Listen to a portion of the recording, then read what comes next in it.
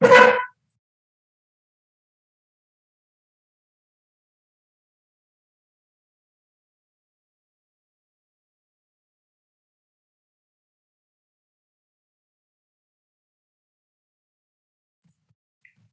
morning, Professor Danture.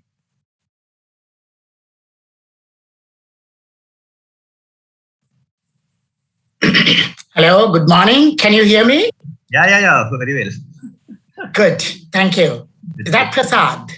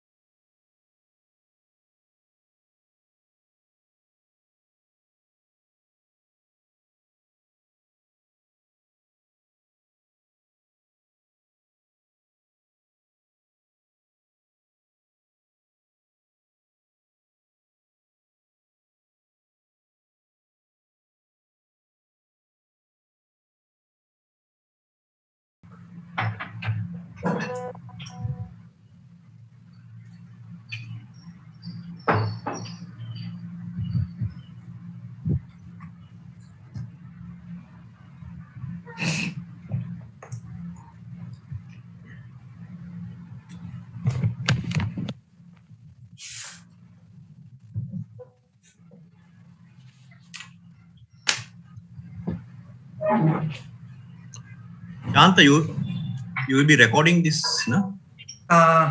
Mata enable කරන්න පුළුවන්ද sir? Yeah. Sure. Once it start, I will start the recording, huh? Yeah, because some people are asking that.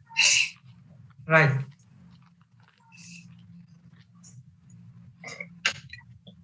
I got a message from someone saying that she cannot join, but she is trying to go through the YouTube channel.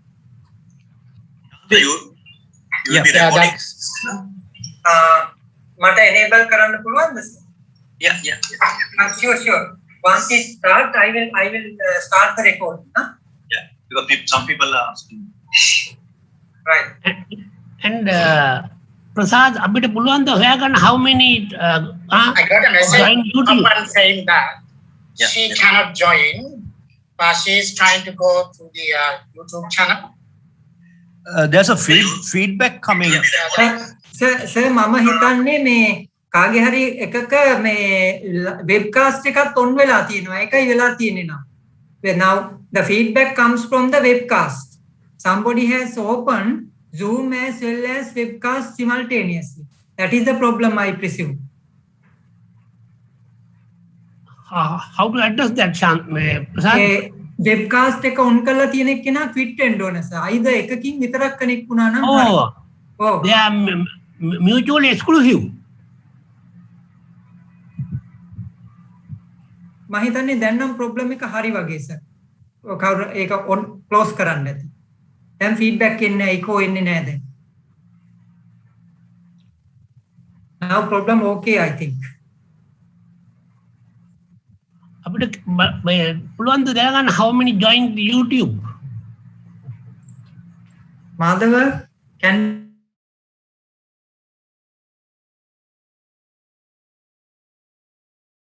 Yeah, now it's okay. පුළුවන්ද මේ Then hari. කවුරු ඒක on close කරන්න. No, I feedback එන්නේ echo එන්නේ නැහැ. yeah, just I unmute. I mute all. Now problem okay. Prasad, I think you have that handle with you. Okay. How many joined YouTube? එතකොට now we can adapt and see. I didn't open that because otherwise we'll be giving a feedback. Yeah, now it's okay. පුළුවන්ද මේ Then hari. කවුරු ඒක on close කරන්න.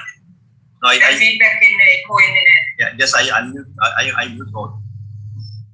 Now problem okay. Prasad, I think you have that handle with you. Okay. How many joined YouTube? එතකොට now we can adapt and see. I didn't open that because otherwise we'll be giving a feedback. Yeah, now it's okay. පුළුවන්ද මේ Then hari. කවුරු ඒක on close කරන්න. No, feedback එන්නේ echo එන්නේ නැහැ. yeah, just I unmute. I mute all. Now problem okay. I think you have that handle with you.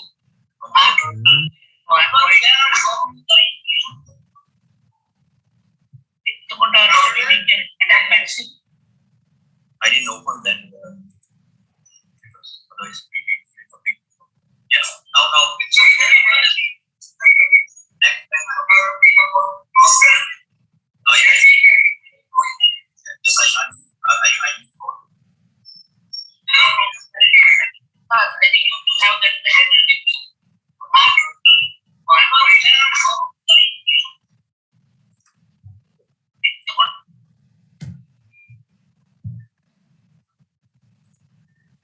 Yeah. Sorry. Yeah. Now it's okay. Sorry, it's actually from mine. Okay. Yeah. Sorry. Now it's okay, sir. You can unmute and talk. From YouTube, 189 have online through YouTube channel, sir.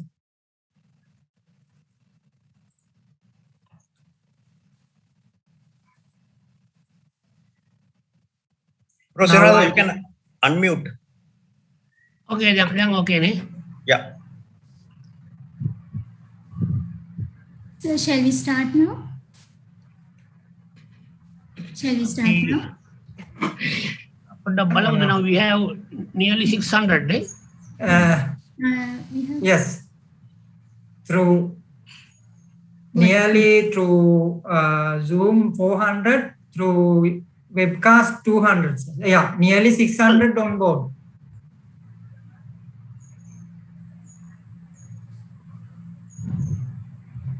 අපි විනාඩි දැන් කීයක් පරක්කුද? විනාඩි 10ක්. Now 10 minutes gone, sir. අපිට I think it's better to start now. අපි එහෙනම් පටන් ගමුද? Yes. අර පැත්තෙන් now also you have time constraint also, no? At the other end. Okay then. Okay, let's start. පටන් ගමු. Okay, let us start. Okay, sir. Right. Welcome to the webinar on preparation of an effective research proposal to secure studentship or scholarship for higher studies abroad. A very good afternoon to all of you from Sri Lanka. So without further ado, I'd like to invite Recording in progress. Shanta Siri, Head of the International Liaison Division of the National Science Foundation of Sri Lanka, to deliver the welcome note. Over to you, Mr. Shanta Siri.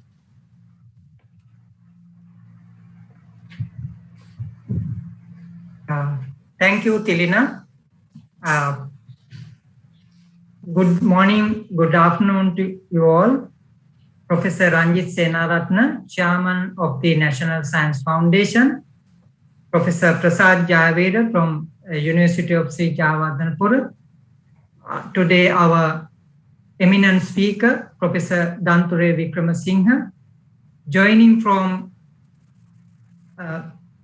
University of Glasgow, UK, and dear participants, on behalf of the National Science Foundation, I warmly welcome to the webinar on how to write effective proposal in securing foreign PhD and fellowships. Hope today's webinar will be very fruitful and productive, and I wish a fruitful day. Thank you, Tilly. I conclude the welcome note. Thank you, Mr. Shantasiri. And the next agenda item is the opening remarks by Professor Ranjit Senaratne, Chairman of the National Science Foundation of Sri Lanka. Over to you, sir. Hey, good morning, Professor Danture Wickramasinghe from Adam Smith Business School, University of Glasgow, UK.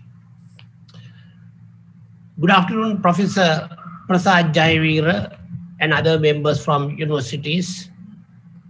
Those who are joining the webinar from public and private sector higher education institutions and R&D institutions in the country, and NSF staff. On this momentous occasion, I also wish to extend the most warm and cordial welcome to my friend, colleague, and companion, who is joining from UK, from the very famous, world-famous business school, Adam Smith Business School, to conduct a very important seminar for the interest of the young budding scientists of our country who would be our future. Also, I welcome all the participants joining this webinar from all institutions around the country, and also our staff from the National Science Foundation. We see a large number of participants joining this webinar. It shows its topical relevance and importance. I think I would be failing in my duty if I don't say a few words about this Adam Smith Business School. I think some of you may be already aware, Adam Smith is known as the father of modern economics.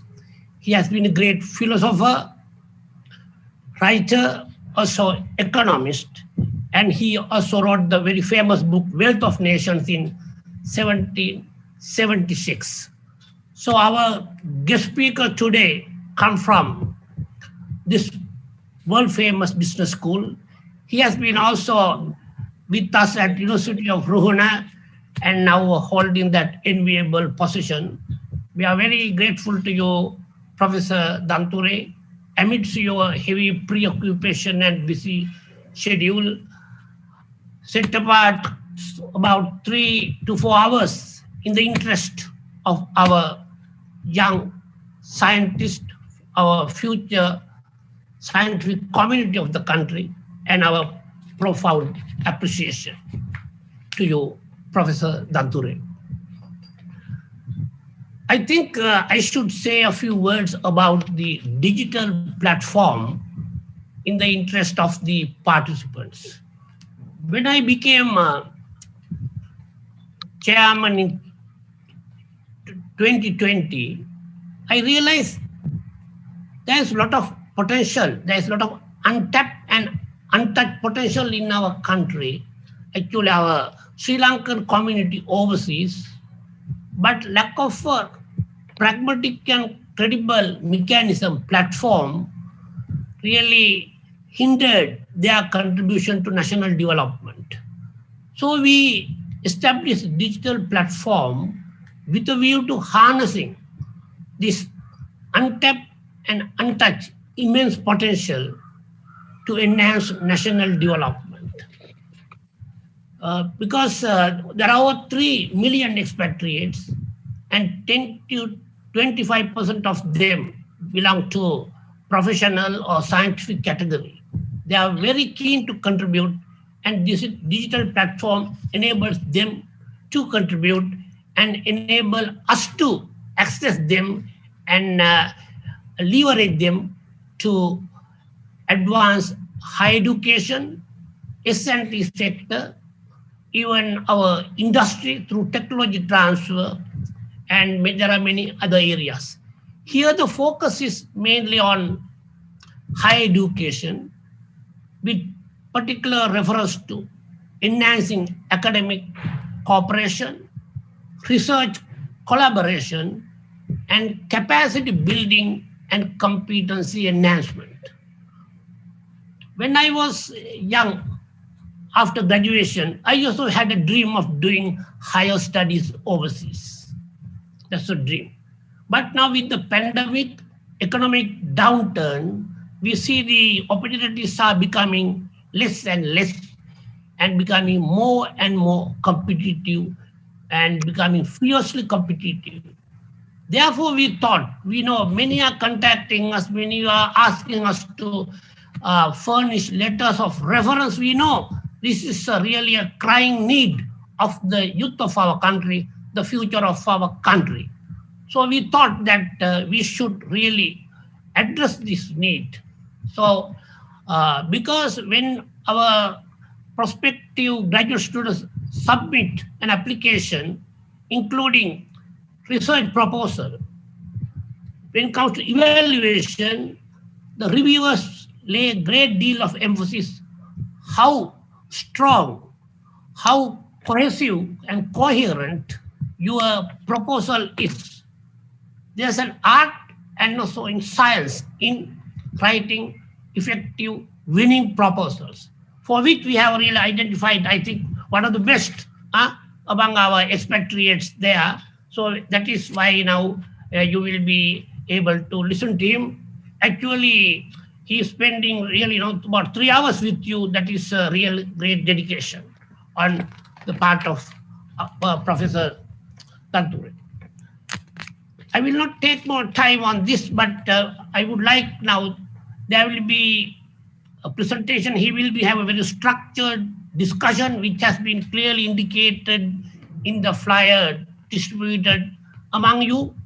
And there will be Q&A question and answer session. So if any questions, you would be able to post to the speaker. There's also a chat box.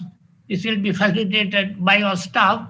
I also want to say that if you, now we have large number joining here, if you have other interest, if you want National Science Foundation to address some of your high priority needs, concerns, please don't hesitate. Please get in touch with us, our Mr. Shant, Head of Division, Ms. Tilina, also working with a lot of dedication, devotion to help our scientific community. And I am Ranjit Senarath, the Chairman, former Vice Chancellor, University of Brunei. You can you feel free to contact me. Send me an email. My email is given on our website. So with these brief opening remarks, and again welcoming our distinguished speaker, Professor Danture Vikramasinhe, and all participants, I wish this important event great success, and I am sure that the participants will do their utmost to benefit maximally from this opportunity and make the most of it. Many thanks. Good luck. All the best. Thank you, sir. And now today's main focus event will start. And I would like to invite Professor Danture Vikramasinhe, Professor of Management Accounting, Adam Smith Business School, University of Glasgow, UK, to start today's presentation. And I would like to make a small note to all the participants. Please forward your questions to the chat box, and the Q&A session will be followed after this presentation. And in the middle of halfway through, you get 10 minutes of an interval. And over to you, sir. Thank you. Okay. Thank you, Tilina. Thank you very much, Ranjit, for the wonderful introduction and also for the important invitation. I saw that over 2,000 people have registered here, but half of them almost have joined through 2 different platforms today for us to discuss this very important, timely topic. As Ranjit said, this is part of the University of Glasgow, a very old university founded in the medieval period in 1451. This is the place where Adam Smith worked and wrote The Wealth of Nations and also Moral Sentiments before that. So therefore, our business school is now named as Adam Smith Business School. I'm a qualitative researcher. Therefore, I am much emphasizing on my interest, research approach, qualitative research approach. You can see me in terms of my recent publications, some of publications I did in the last 2 years, 2001, 2002. The recent publication, Strategizing Management Accounting, Liberal Origins and Neoliberal Trends, published in a top-ranked international journal. In the same journal, we published another article, Pushing the Limits of Accountability, based on big data analytics, containing and controlling COVID-19 in South Korea. And another article published in the same journal with some other colleagues, Operationalizing Ethnicity in Accountability, Insights from an Ethnic Group within the Salvation Army in Manchester. Another paper published in another journal, Public Money and Management, with some other colleagues. Risk management and management accounting control systems within public sector organizations. Another paper with a Sri Lankan colleague and some others. Another development challenge, gaining emancipation from a functional hegemony in accounting and management control research, published in another journal.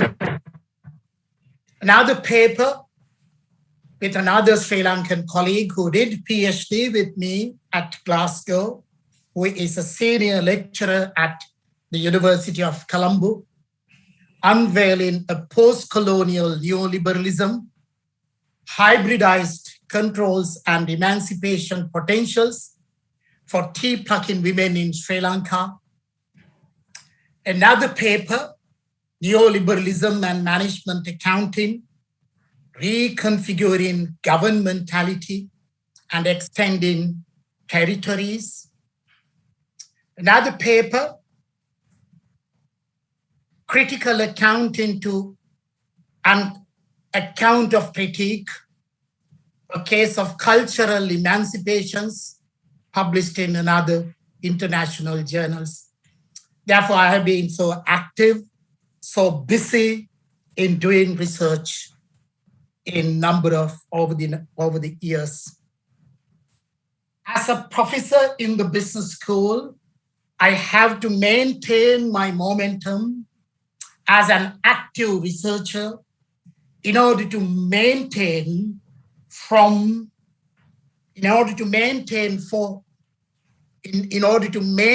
the standards of the university's world ranking. I have number of PhD students at the moment. Some of them are working in these areas. A Chinese student, Menguan Feng, she is studying producing systems of accountability in a platform organization, a biopolitical analysis from a Chinese case. She's now about to finish her PhD. Another student who graduated from Glasgow, she's the youngest PhD student. She's a final year PhD student. She's 22 years old. Savage and Salvage, performing global finance in villages in northern Pakistan. That is what she has now been concluded in the thesis. Simeon Spiriteri, he's a student from Malta, working part-time with me. He has started doing his PhD, focusing on power struggle in new public management in Malta, a Bourgeoisian analysis from a case study in Malta. Another Indonesian student working on cultural and religious practices of management controls, a case of a Manakuba family business in Indonesia. So, the aim of this webinar is to give a kind of brief outline in order to navigate very briefly on research in general. We may spend about an hour on this, and we will give you a break. Then we will go into the main focus to learn how to prepare an effective research proposal to secure a studentship or scholarship for higher studies abroad. One of the important things I have to mention here is that there are lots of PhD opportunities abroad. I can speak what is happening in the UK. Every year, faculties, schools are advertising for scholarships. Scholarships for PhDs. I'm the coordinator for the PhD in Accounting and Finance program at our business school here. Therefore, I have read thousands of applications with their research proposals. One of the main problems is the weakness of their proposals. Therefore, lots of students hardly find a scholarship position. But from our perspective, from our business school's perspective, we are looking for good students. We are looking for stars for us to enhance our research capabilities, for us to work with them, for us to work this young generation. But their research proposals are very weak. That is why this topic is timely. That is why this topic is very important.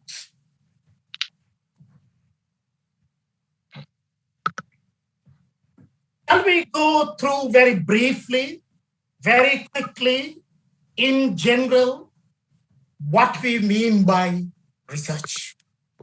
That is very important for us to understand the nature of research proposal.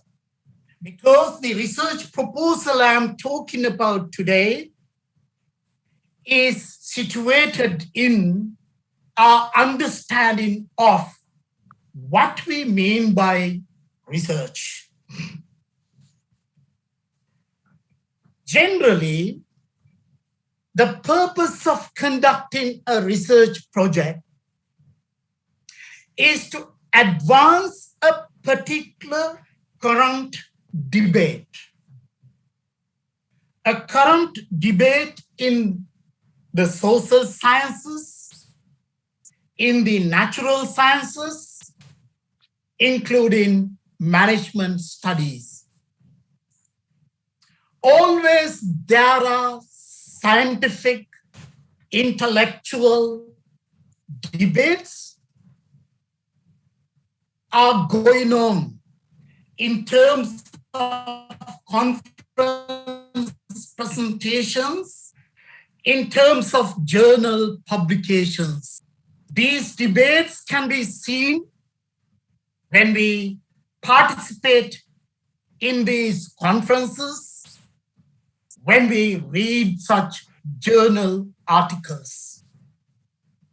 Therefore, as a researcher, you must be aware of what current debates are in your field of studies, in your field of interest. The purpose of the research is to advance a particular current debate.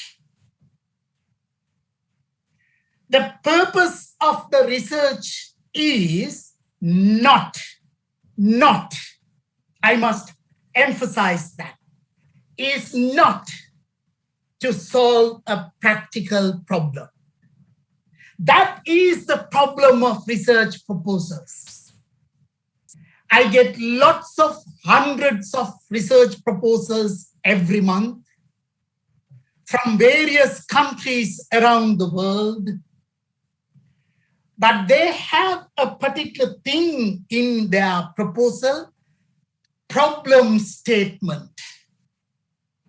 By problem statement, what they say is that a managerial problem of their country, a policy problem of their economy, a problem of science in their context. These practical policy level managerial problems must be handled by policymakers, managers, practitioners, politicians, and so on, not academics.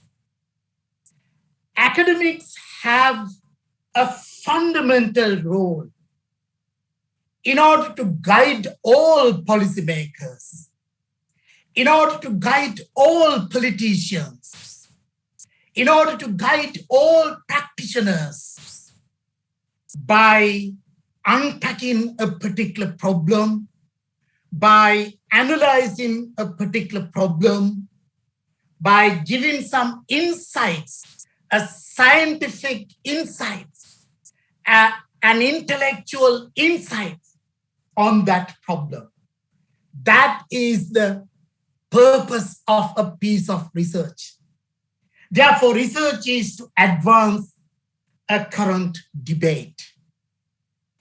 In research, we search something again.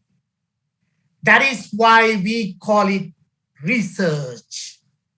We search something again, either to do it differently, with a different perspective, with a different data set, with a different focus, based on a different angle, to do it differently.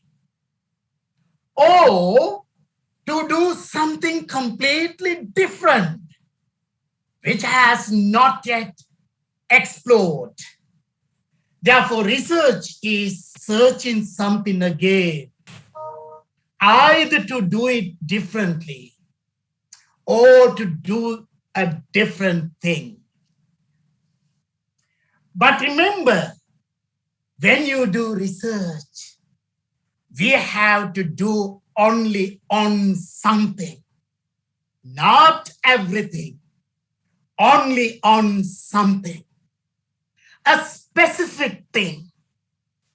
A research is an endeavor focusing on something specific, something interesting, something timely, something appealing, but it must be only on something.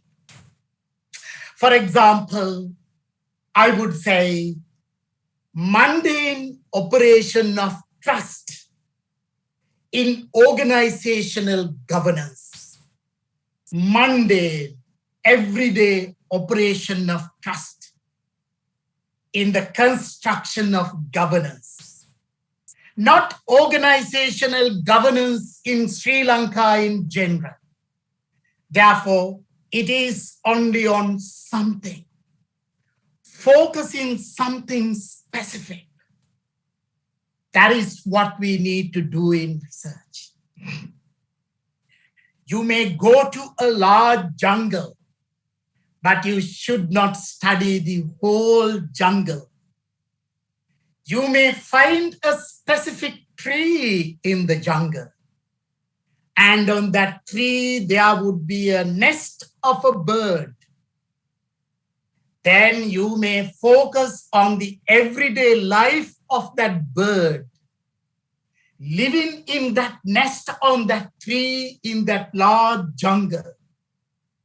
You focus on the mundane lifestyle of that bird in the context of that nest, in the context of that tree, in the context of that jungle. But you should not study the jungle per se. You should not study every tree in that jungle per se. You should not study all the birds in that tree. Instead, you may focus on something, how this bird lives in its everyday life, but in this wider context. Therefore, research is doing something, doing on something, not everything. So the question is, where can you find this something? For that, you need to read. reading is the first step. Firstly, you need to be interested. You need to be attached to a particular chosen cluster of well-ranked, internationally reputed set of journals, not textbooks, not from so-called local journals. That is a bit of problem in Sri Lanka now. Every faculty has a journal. Every university has a journal. Sometimes in some departments also have journals. University's role is not to publish journals.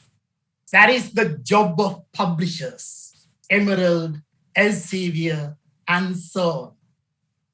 University of Glasgow, University of Cambridge, University of Manchester, they don't publish journals. There are international, global publishing houses. These houses publish journals. So they rank globally based on various ranking regimes. You need to pick up those journal articles in order to find something, in order to get into a current debate for you to start. Therefore, something can be found by reading a chosen cluster of well-ranked international journals. Shall we think about these somethings and how that something can be done? Any something, that means anything but a particular focused area of research, is about seeing a particular reality in the world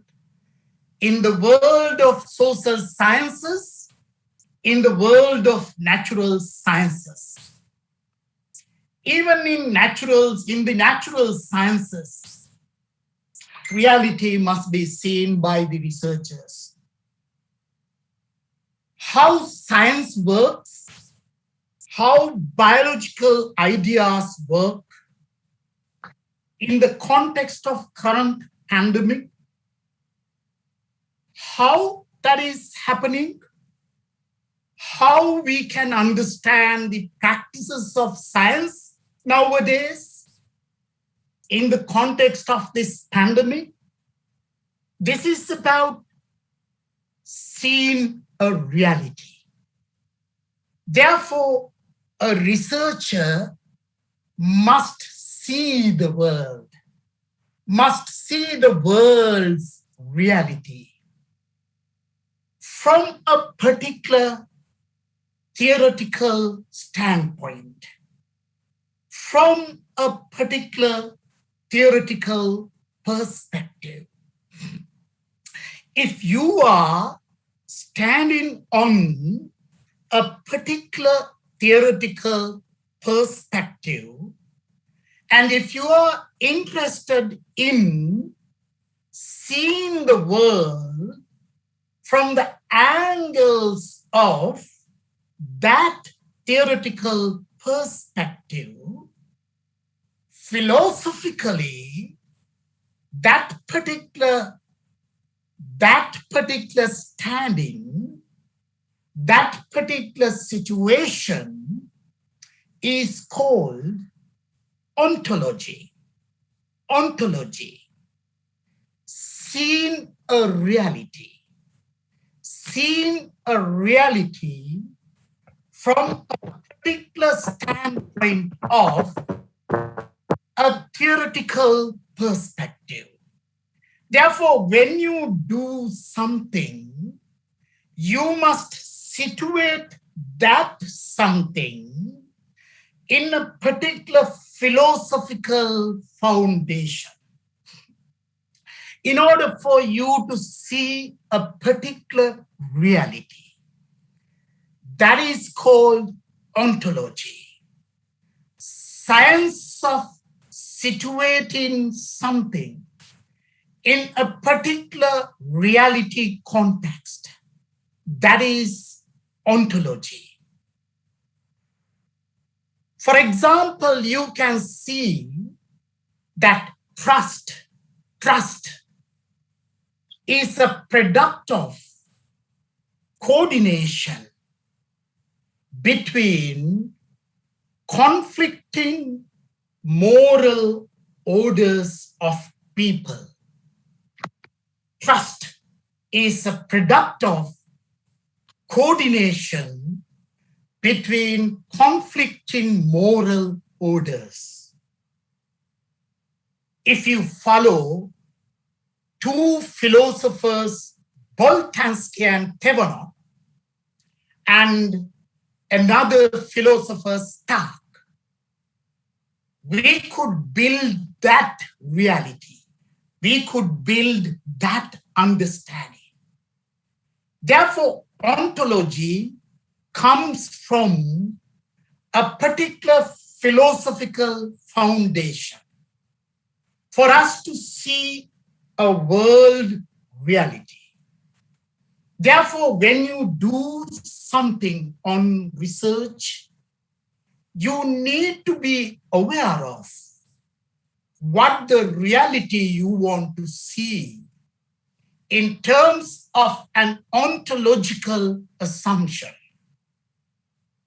For example, the assumption here is that trust can be a product of coordination between conflicting moral orders in a society. Ontology. You need to read certain philosophical books for you to understand this better. Therefore, before doing a proper research proposal, you need to start doing some background reading. In order to do a research proposal, it takes months.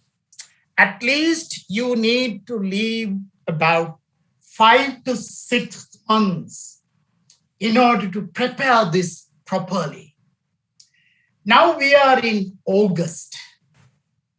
Glasgow University will be advertising for research, PhD research scholarships somewhere in February. So you have now enough time from now to think about doing such a proper, effective research proposal. My advice is that now you have to start reading backgrounds of some philosophies.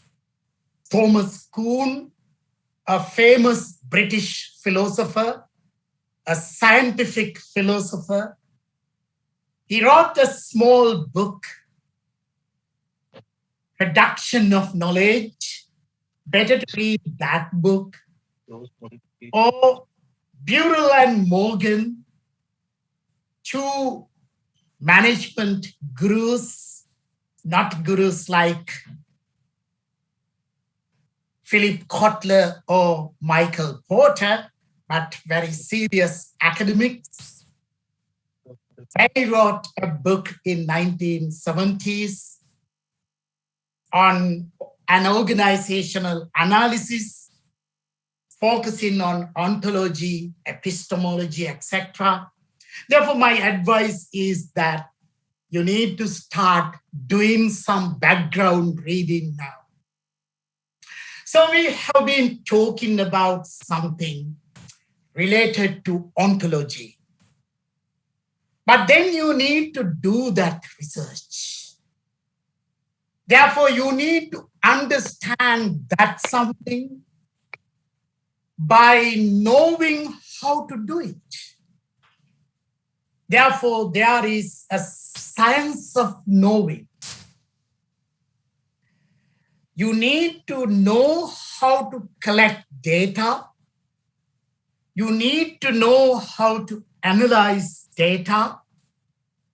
You need to know how to derive conclusions, inferences from your analysis in order to add something to the current debate.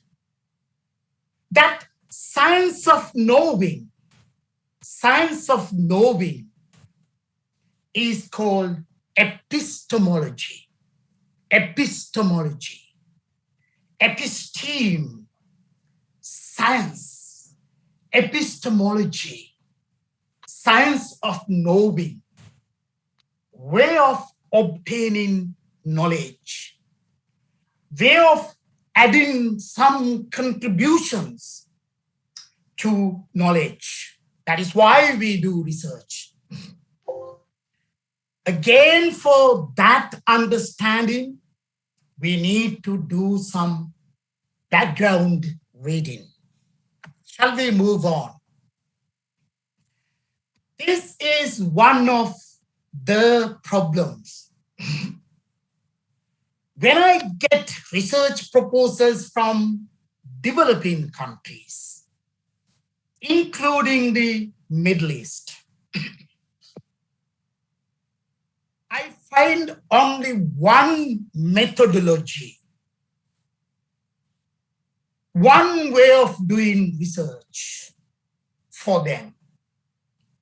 I used to call it the methodology, inverted commas, the methodology.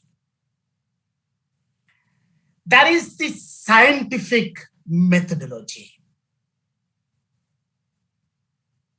It aims to test hypotheses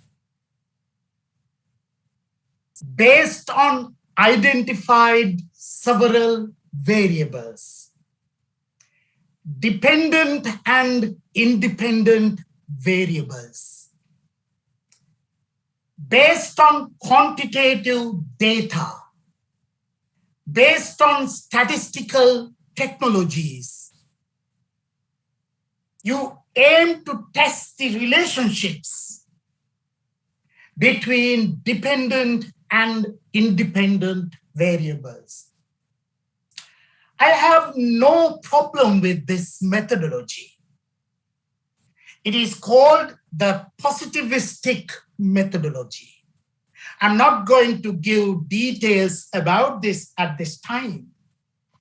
But what I want to emphasize here is that all believe that that is the only methodology they have. It has been borrowed from natural sciences, and it is very much dominated by Americans. And lots of people think that it is the only methodology they have to follow. In some countries, that methodology has become the authoritative methodology, and university authorities have unfairly institutionalized laws and regulations asking the students to follow this methodology. I know some Malaysian universities, in their laws, in their regulations, they imposed on the students that you must follow this methodology. You must have hypotheses, you must follow statistical methodologies, etc. I call it a violation of academic freedom because there are lots of other alternatives in the world. This is part of underdevelopment in developing countries as well. They have written and published a paper very recently focusing on this problem, underdevelopment of variety of alternative methodologies. In our business school, we celebrate, we motivate, we encourage alternative methodologies in order to produce a form of inclusive development, not reproduce underdevelopment of methodology. Therefore, it is important to look for alternatives. I am an alternative researcher, as I said at the beginning. Just I wanted to mention this here. These are some examples. You could look for a storyline through a case study, through an ethnographic, anthropological study. That is another alternative way of studying the social world, studying the natural world, studying the scientific world. Or you could look for a pattern in archives, historical documents, which we call discourse analysis. Or you could look for a historiographical rationale of something. And I have put some dots here. That means there can be more innovative alternatives you can think of. When we look at a research proposal, we check whether this candidate's methodology is somewhat innovative or not. Hypothesis testing is boring to me, and there are philosophical problems which I can talk hours and hours, and I have spent days and days giving seminars around the world focusing on the problems of positivism, hypothesis testing, but today's focus is not that. We published a paper recently looking for a storyline. I'm reading the very introduction of that paper. Based on a micro-level study of microfinance, this paper explores how basic accounting technologies and interpersonal accountability are used to make lending to poor village women profitable and low risk. We argue that micro accountability, our term for structuring and formalizing of recording stopped relationships into a capillary system of accountability, must be recognized as a central tool of social governance under recording in progress. liberalism. Our field research in Sri Lanka allows us to analyze how micro accountability is employed by for-profit banks to create from poor villagers a legion of bankable individual entrepreneurs trained to invigilate each other's savings and credit behaviors. Using the theoretical lens of biopolitics, we show how micro accountability enables the extension of the finance industry into untapped sectors of the global population. By studying a remote village in the Kandy district in Sri Lanka, where I was born, we locate our analysis in the wider global financial context. By writing a storyline, like a novel, like a film, like a drama, we can do research alternatively, alternative to the methodology. Or you could look for a pattern in archives, in documents. This is another example. Several well-known researchers published this paper in a well-known journal. Evidence suggests that society still does not view whistleblowers as wholly legitimate. Despite legal protections now offered in jurisdictions,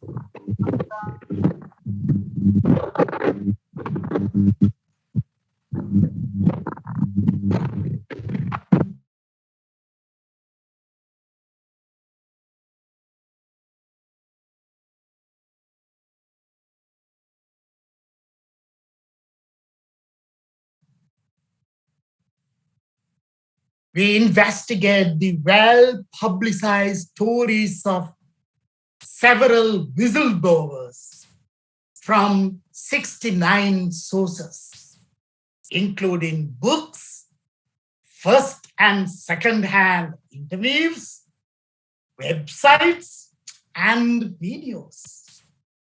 Our focus is to examine how whistleblower discourses can build legitimacy by more tightly defining the whistleblower role and demonstrating its alignment with social norms. So I'm not reading everything, but I want to point out that there are alternative, interesting ways of doing research, be it social science research, be it natural science research. Unfortunately, lots of Sri Lankan scientific community, people in that community are not tending to explore alternative methodologies. Why? They are governed by the regime of the methodology, which is another underdevelopment character in Sri Lanka, in India, in Bangladesh, in Malaysia, in the Middle East, as I know, from reading of thousands of research proposals coming from these countries. There are alternatives. This is one of messages I want to pass on to you. Looking for a pattern in archives, but also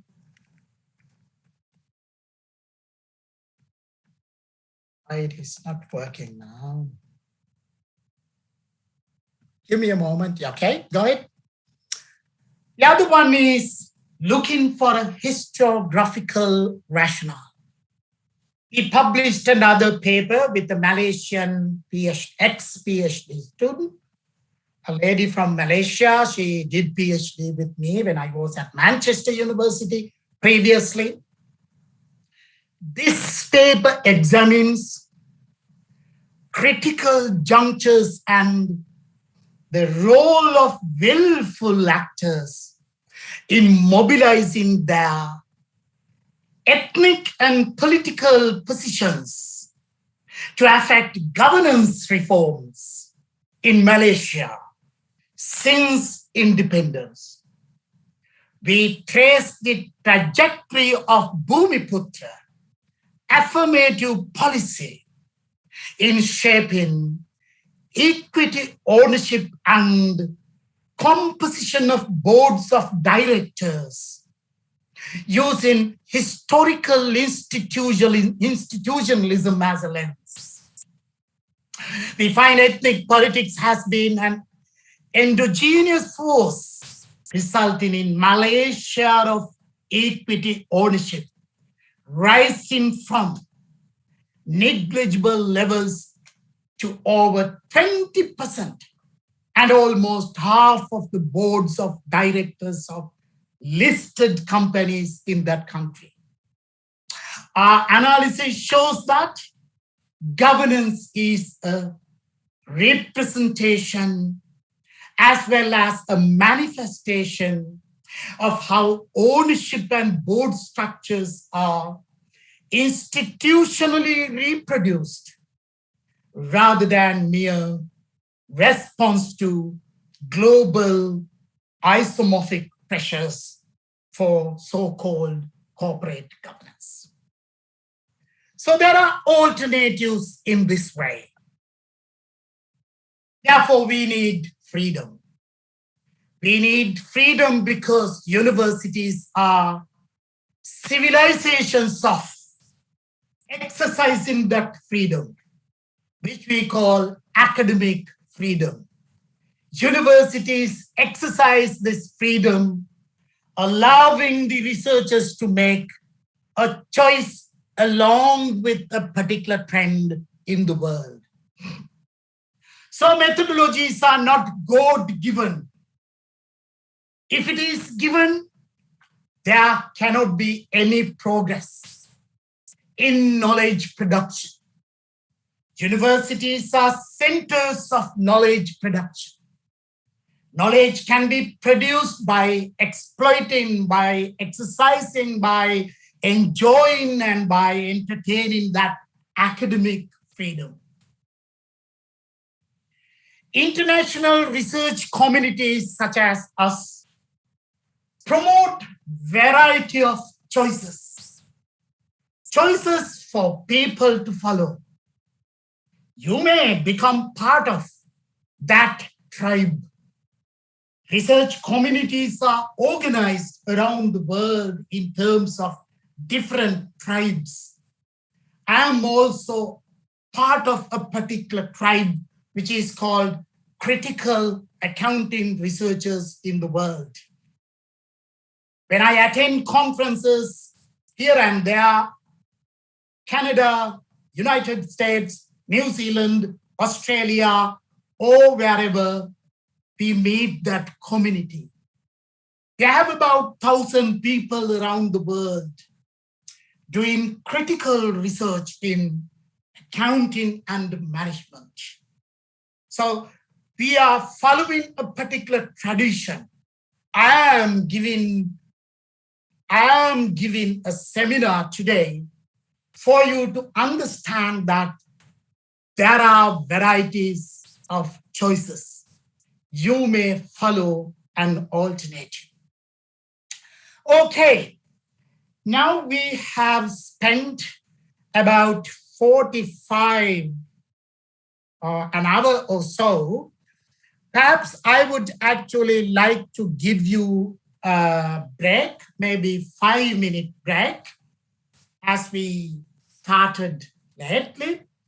I like to emphasize again, our aim is to briefly navigate on research in general, which I have now done.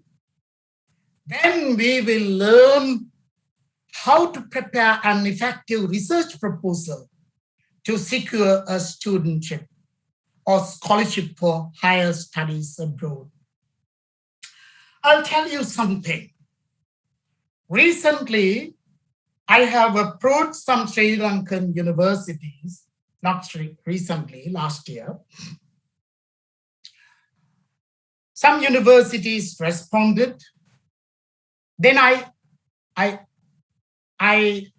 wrote to the university departments asking to nominate somebody, introduce somebody to me to do a research proposal with me.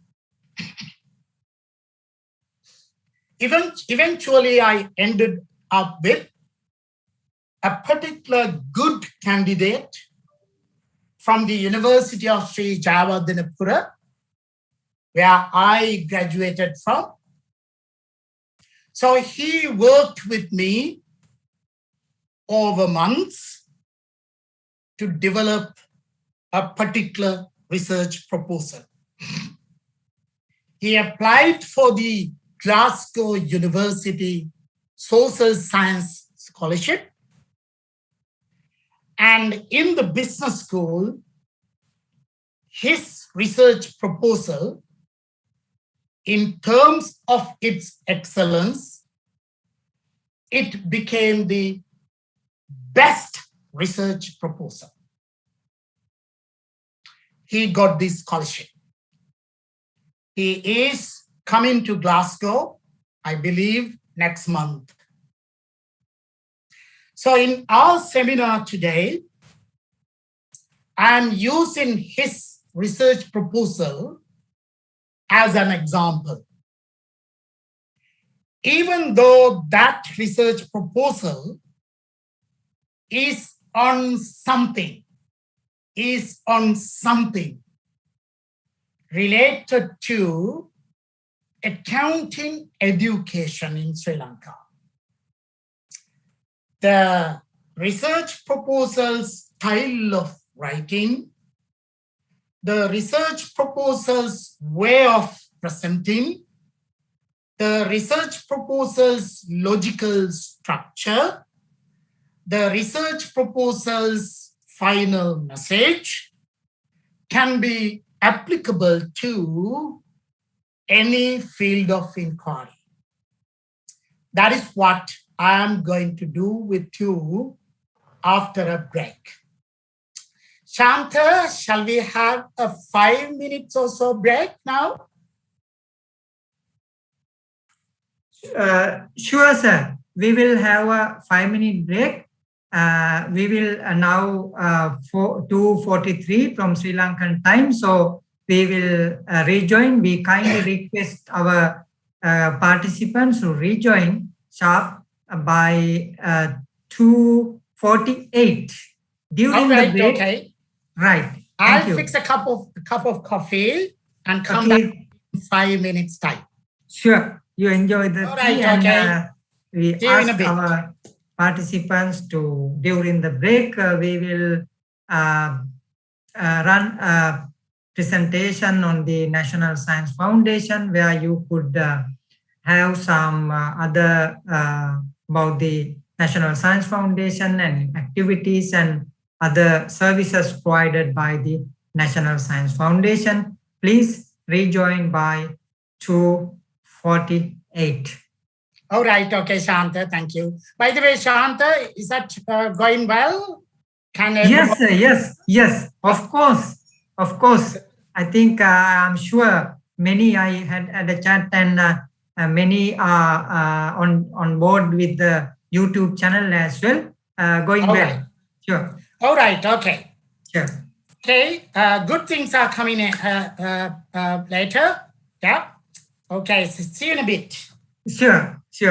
I want to emphasize the audience. Stay tuned. The good things, as highlighted by our eminent speaker, good things will come after the break. Thank you.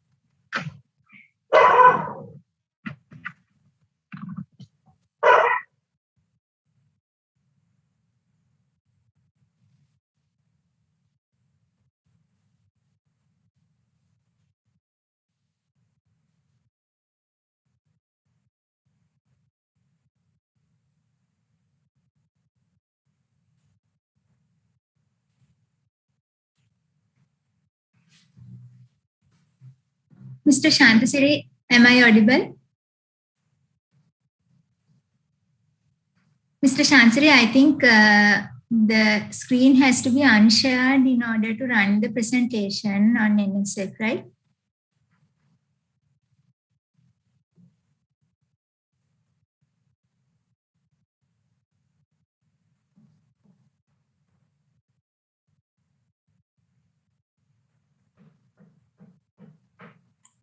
Helena, yes, I'm now.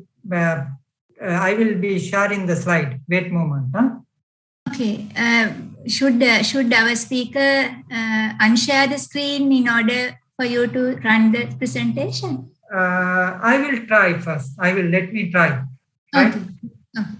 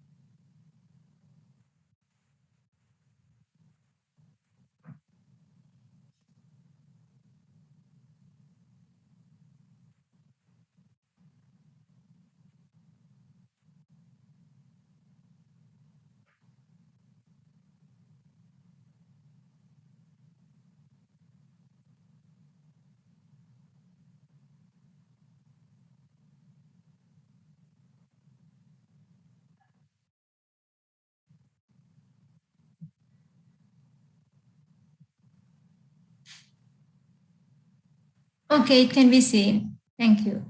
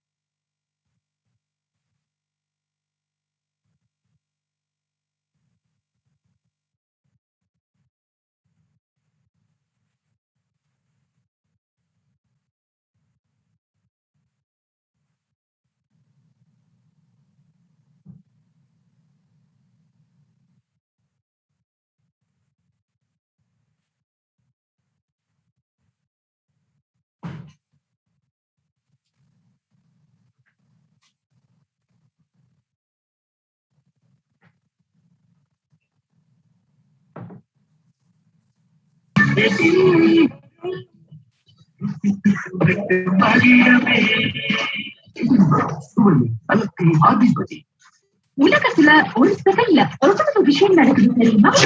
விஷயம் நடக்குது தெரியுமா? இன்ஸ்டாகிராம்ல 1074 photos upload ஆகும். 63,000 தேடல்கள் கூகுள்ல இடம்பெறும்.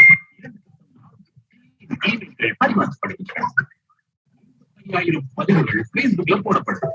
7,40,000 மெசேஜ்கள் வாட்ஸ்அப்ல பரிமாறப்படுகிறது.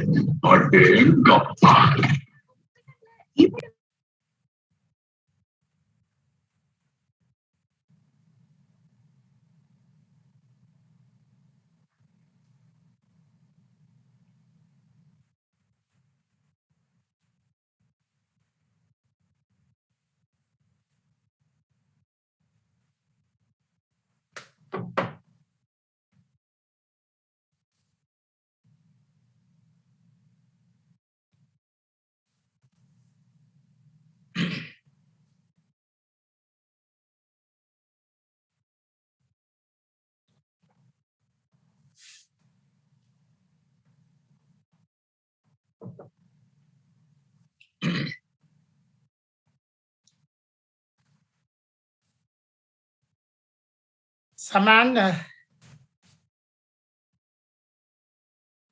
Yes, sir. hi. Is it going well? Brilliant, brilliant, brilliant. I am getting into technology. I am getting into new domains of knowledge. Good. Yeah. I faced some hiccups in the bit in terms of using the technology sometimes, but I think it went well. It went well. Yes, yes. I don't think that it made a huge impact. I don't think so. Yes. Thank you so much indeed to both you and the NSF for organizing this wonderful session. Okay.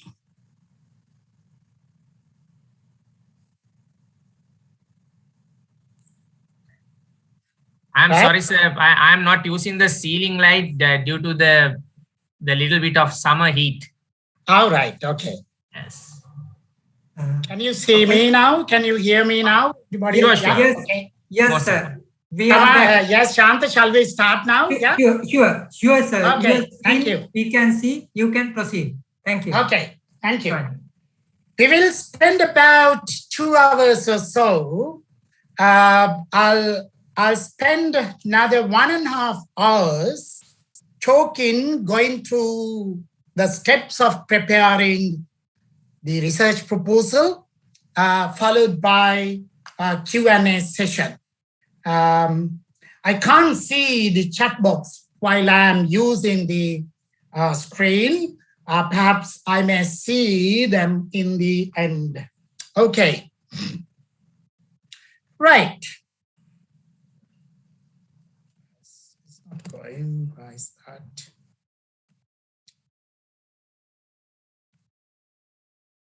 Good. Right. Now I said that many British universities will advertise for PhD scholarships in all disciplines, January, February time. And you have some good 6 months from now to be passionate about an approach to research. By doing some readings, by speaking to experts in your area, by earnestly developing an interest in something, as it takes months, you must start it now. You must start reading. You must start speaking to experts and develop an interest on something.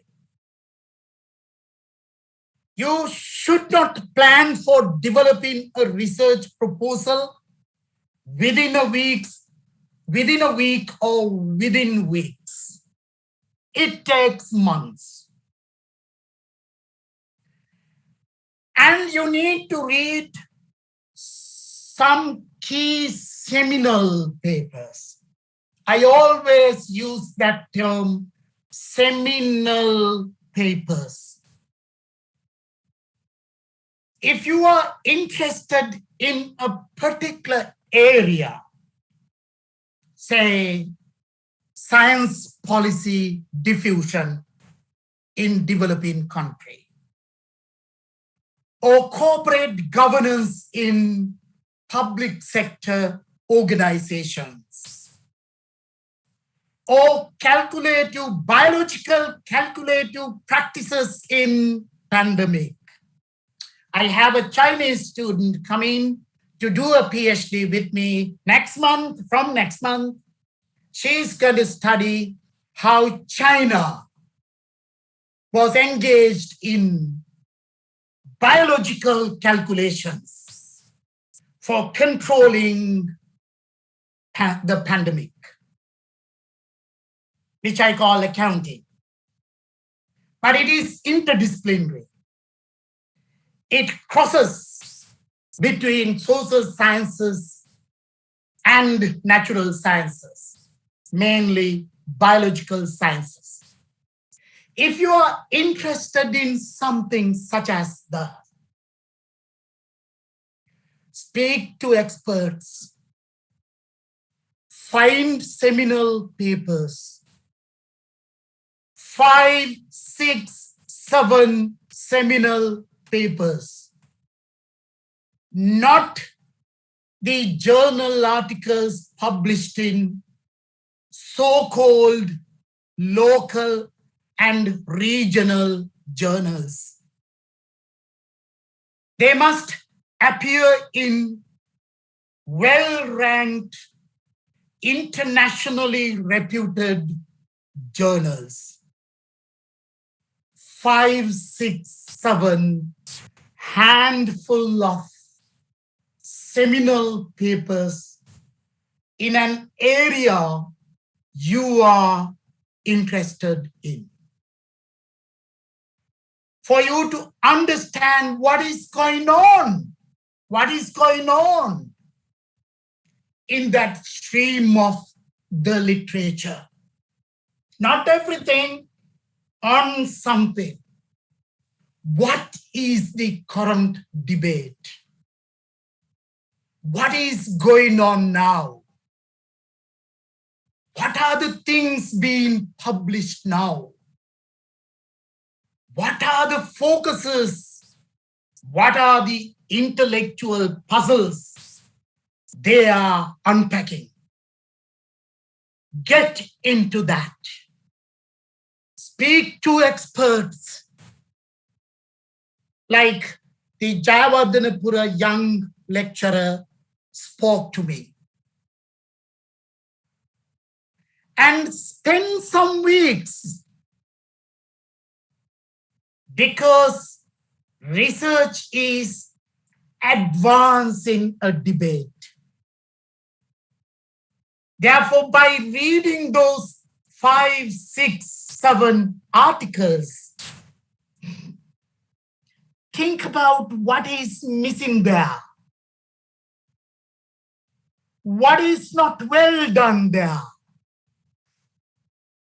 What has been badly done? What has been theorized now? What are the lenses we could think more? What about another way of seeing it?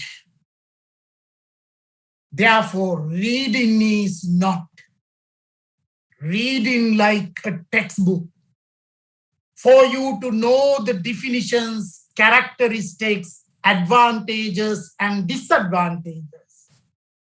But you need to read in your own way of reading to understand what is missing.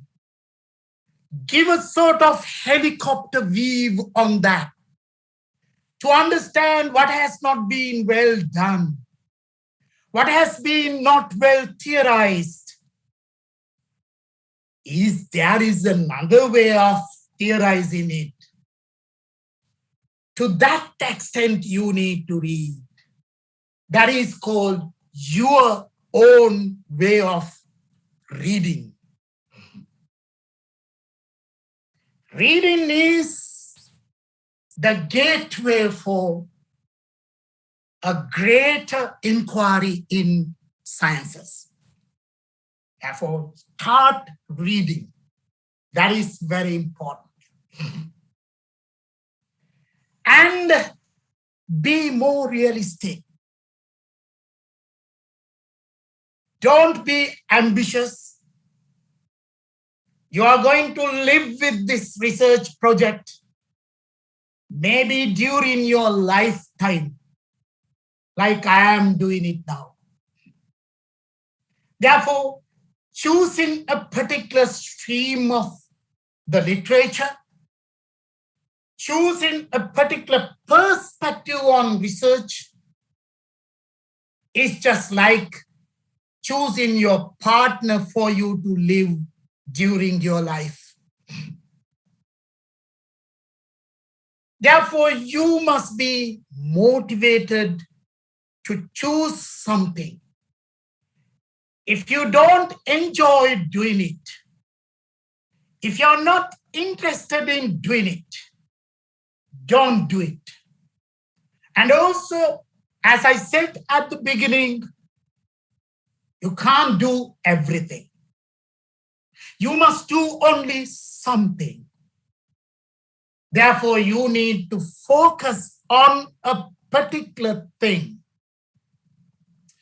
My Chinese student who is going to start her PhD from next month, she focuses on how China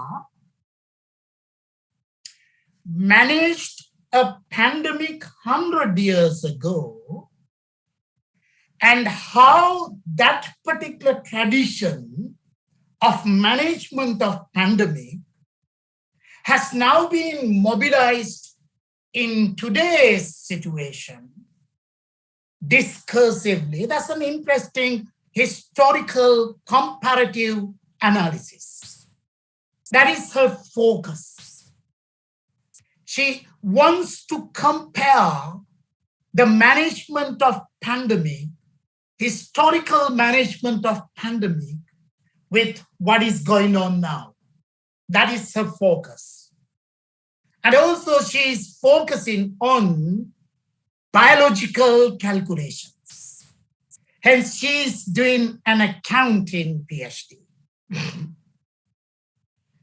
Therefore, you need to think what you want to do, not what you need to do. Think of what you want to do, like what you want to eat, like what you want to, who want to marry with. So what you want to achieve in your life of academia, think of that. If you're not enjoying, as I said, don't do it, because this is a lifelong investment. This idea, you are investing in an idea. How can you take the literature forward? How can you take the stock of knowledge forward? By studying something on. How does it take that something forward? Think about it. That is how you need to start. Speak to experts, read journal articles, 5 to 7 articles. Don't be ambitious. Try to enjoy doing something. Select, choose something enjoyable. Why you have to do a research proposal? Research proposal is a vehicle. Research proposal is a medium through which you may convince us, convince recruiters in universities, and convince funding agencies.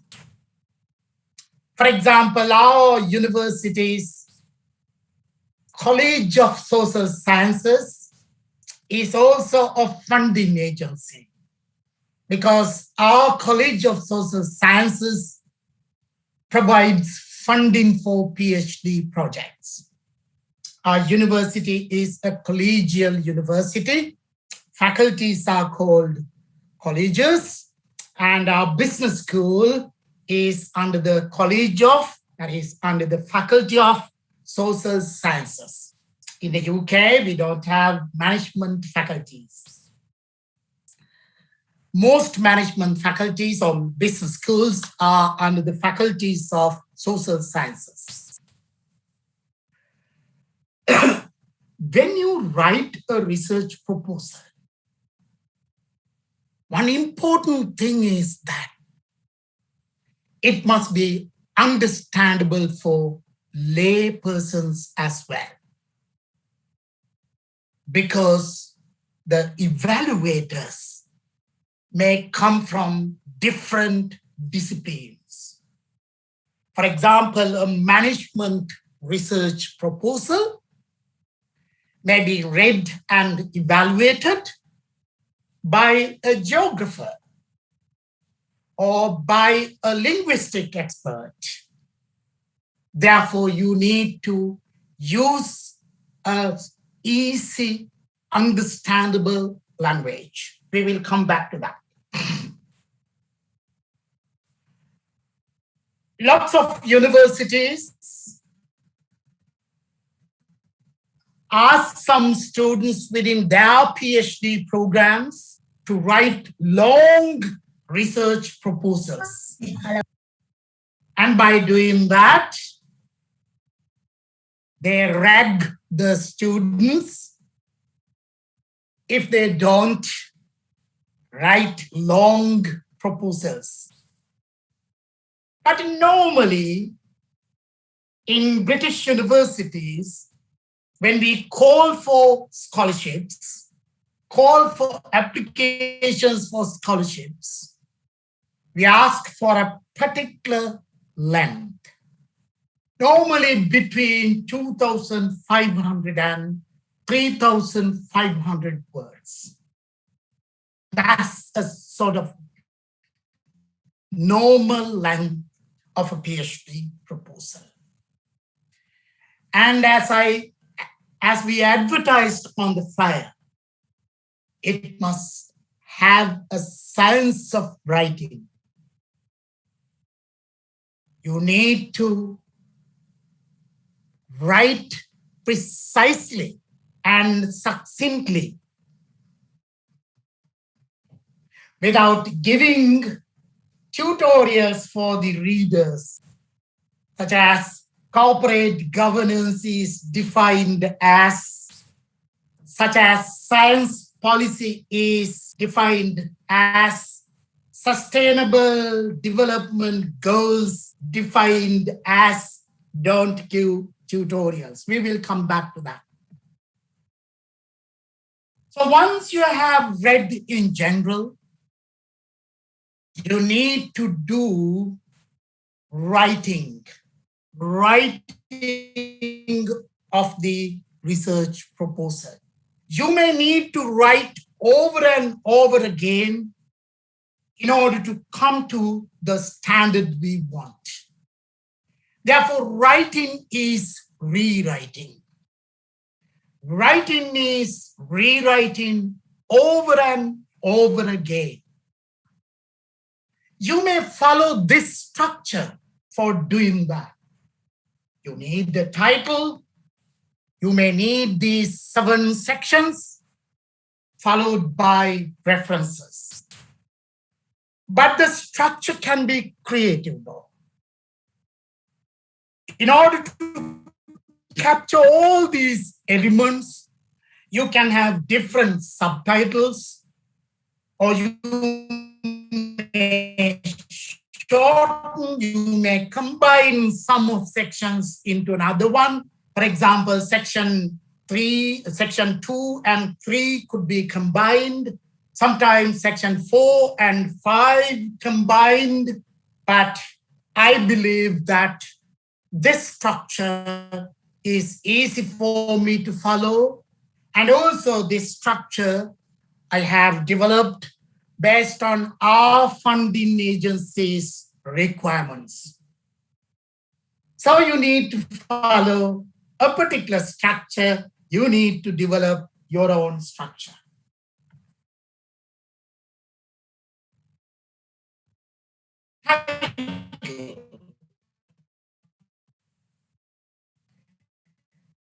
Title is not the topic. Topic is the proposal. Title is just like a dressage. Title, not the topic. Normally, a title may capture a particular academic discipline, a particular context, a particular theoretical frame, and sometimes an analytical aim. But this title must be very simple and appealing, but leave it open. Don't focus too much. Don't put lots of empirical or scientific or conceptual elements in the title. A title could be a very free, very open, very understandable dressage. As I said, I am following the proposal prepared by that Jayawardhanapura University lecturer who is going to start his PhD next month in Glasgow with us. His title is Colonization of Accounting Education in a Post-Colonial Context.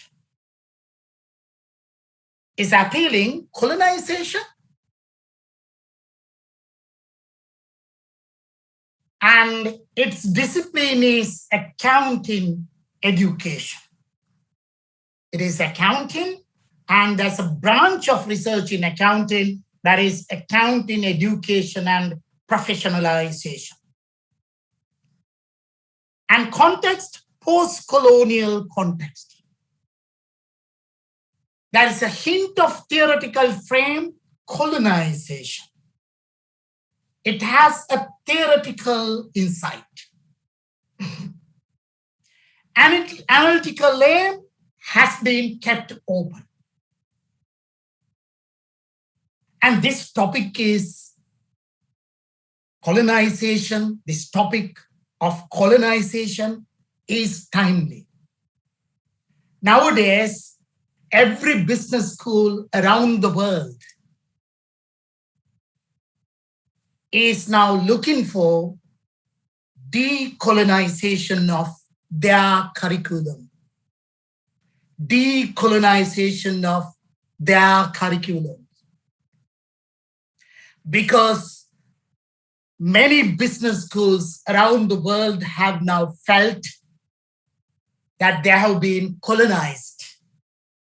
Colonized by textbook writers, publishing houses, colonized by professional bodies, colonized by World Bank, IMF, colonized by extra governance agencies, etc. Therefore, curriculums are not inclusive for developing countries, people from Africa, people from Asia, people from Latin America. Therefore, now we are thinking of decolonization of curriculum. Therefore, this title is timely.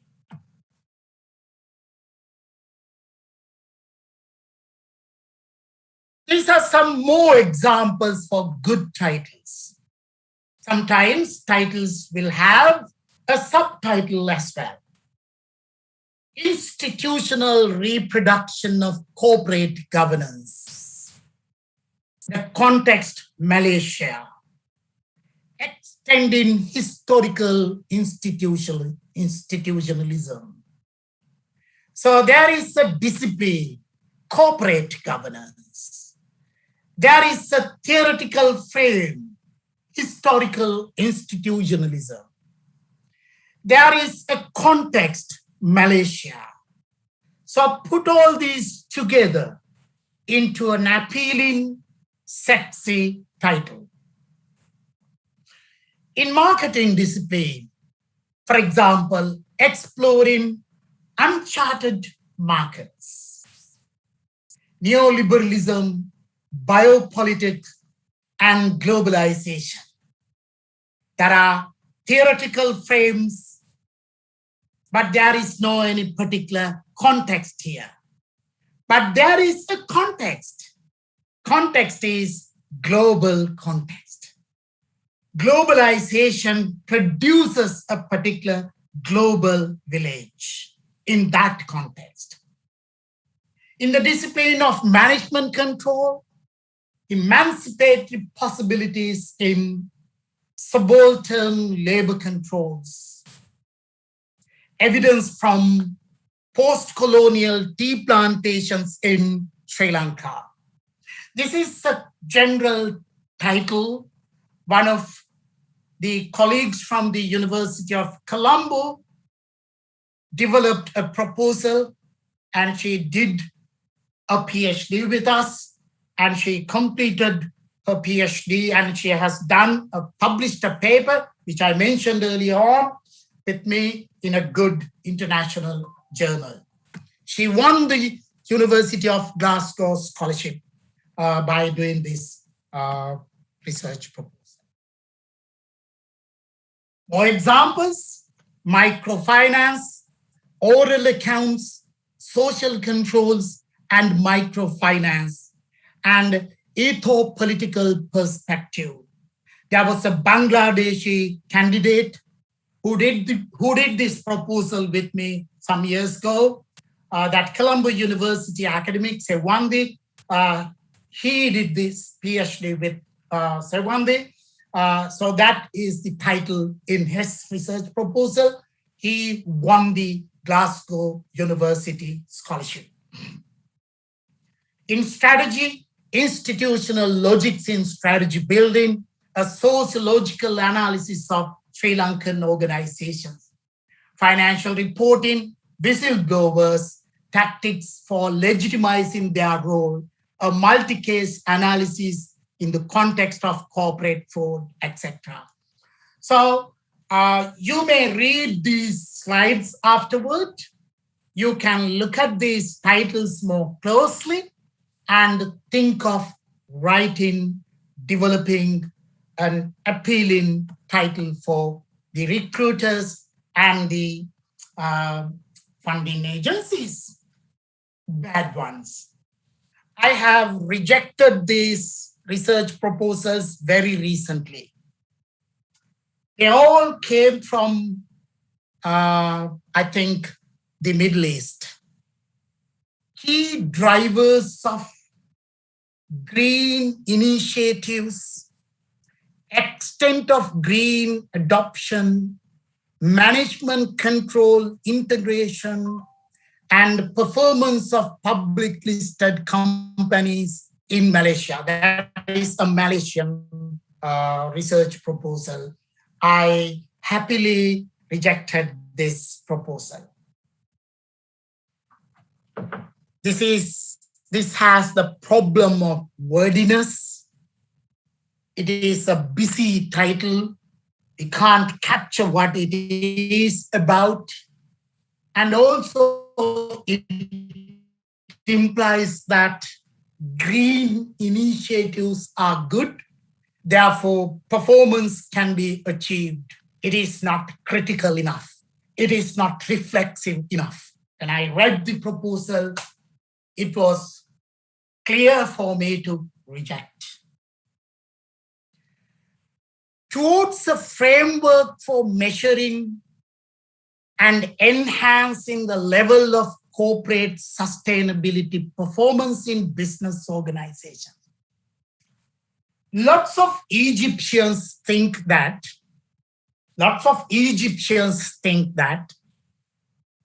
the purpose of doing a management PhD or accounting PhD or PhD in organizations to develop a framework, develop a set of standards, develop a set of guides for practitioners to follow.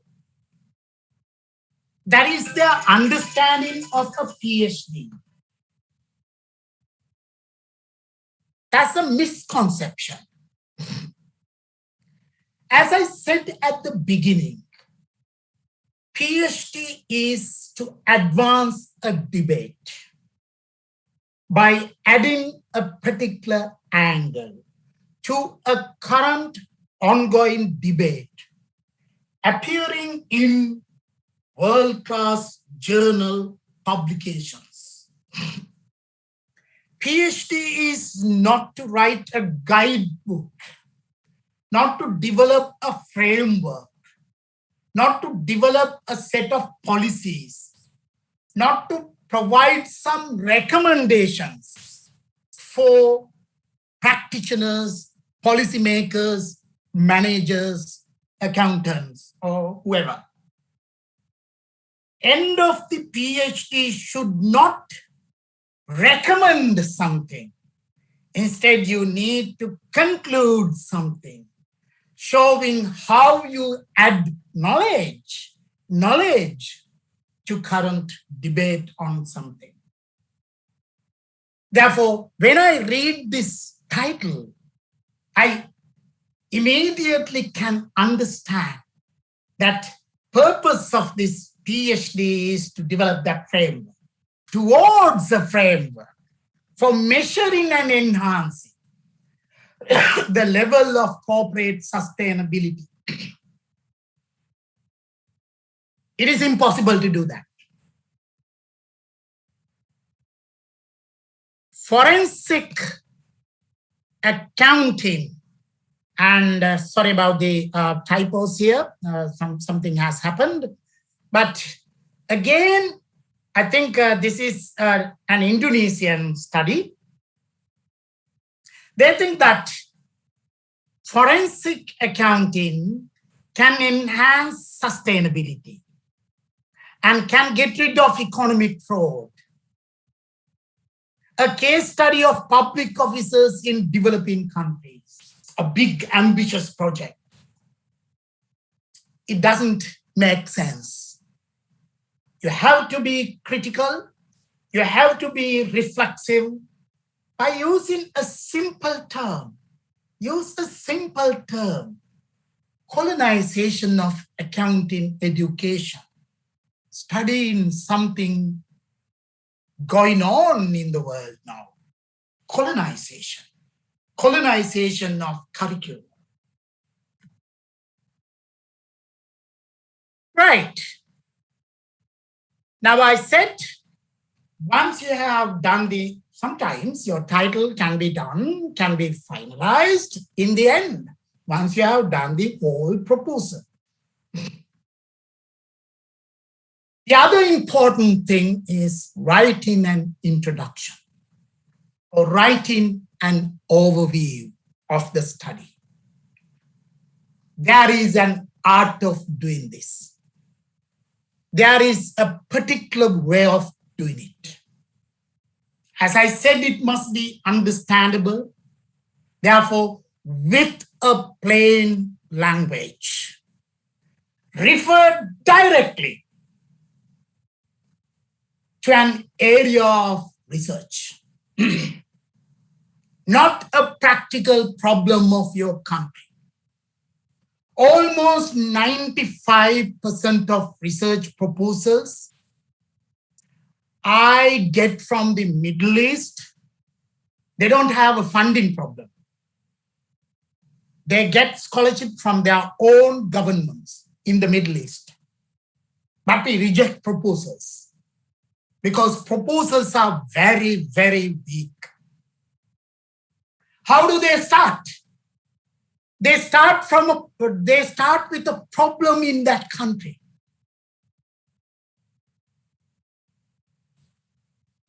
Application of corporate governance is a problem in Saudi Arabia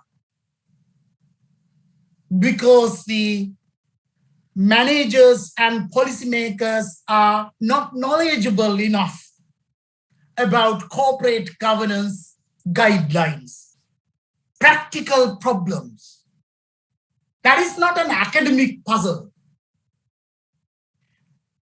Instead, in the introduction, at the very beginning, with a plain language, referred directly to an area of research, a particular debate. For example, in the proposal I mentioned, while the notion of colonization has often been used to describe how the West dominated the rest in militant, political, and economic terms, accounting researchers have reported on how the same happened in the accountancy professionalization projects, directly referred to a particular area of research.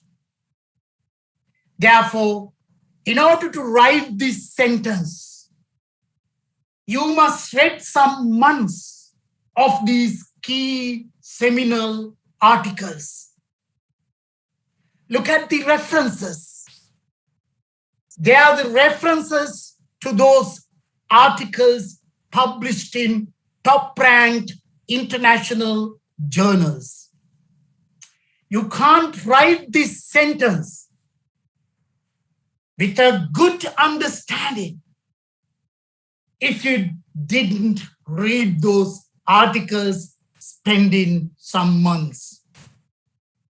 You cannot directly refer to an area of research you are interested in without reading those articles. Therefore, writing is mixed up with readings. Without reading, you can't write. Writing comes from readings. Then in the introduction, you go on. Once you have referred to an area of research, highlight what that stream of research has done. Because you need to find the gap by navigating, by understanding what has been done in that area of research which has now been referred to. So you carry on. They have, meaning those researchers, have demonstrated that there has been an informal empire influencing the accounting practices in transitional and developing economies through professional associations, certifications of accountants, political imperialism by governments, technological dependency, such as big data nowadays, unequal access to training, hierarchy, and local elites maintaining exclusivity. So that's what has been done. Again, you can't write this sentence by summarizing, by succinctly summarizing what has happened in this area of research without reading those articles. NSF, Davy, they are key authorities in the world in this particular area of research. You cannot find that without reading those articles. So highlight what that stream of research has done.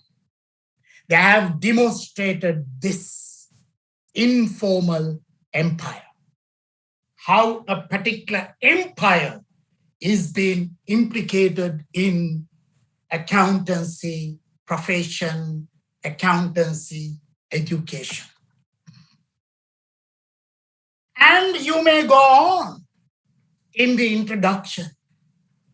Once you have referred to a particular area, once you have succinctly summarized what they have done, then plug your motivation in there.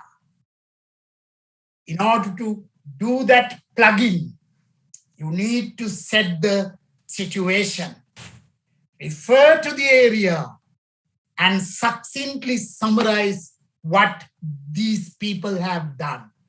Then indicate your motivation. For example, you go on. This literature inspired me to discern that a similar informal empire has been dominating in accounting education in ex-British colonies such as Sri Lanka. But little has been studied to demonstrate how it could be operationalized through mundane level practices.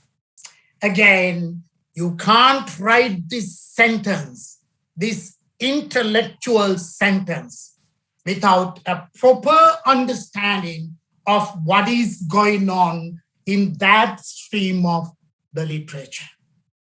The debate is that there is an informal empire implicated in this area of practice. Now, one of the things I want to mention here that I'm sure some of your teachers must have told you that don't use the first person. Instead, use the researcher or researchers. That is a kind of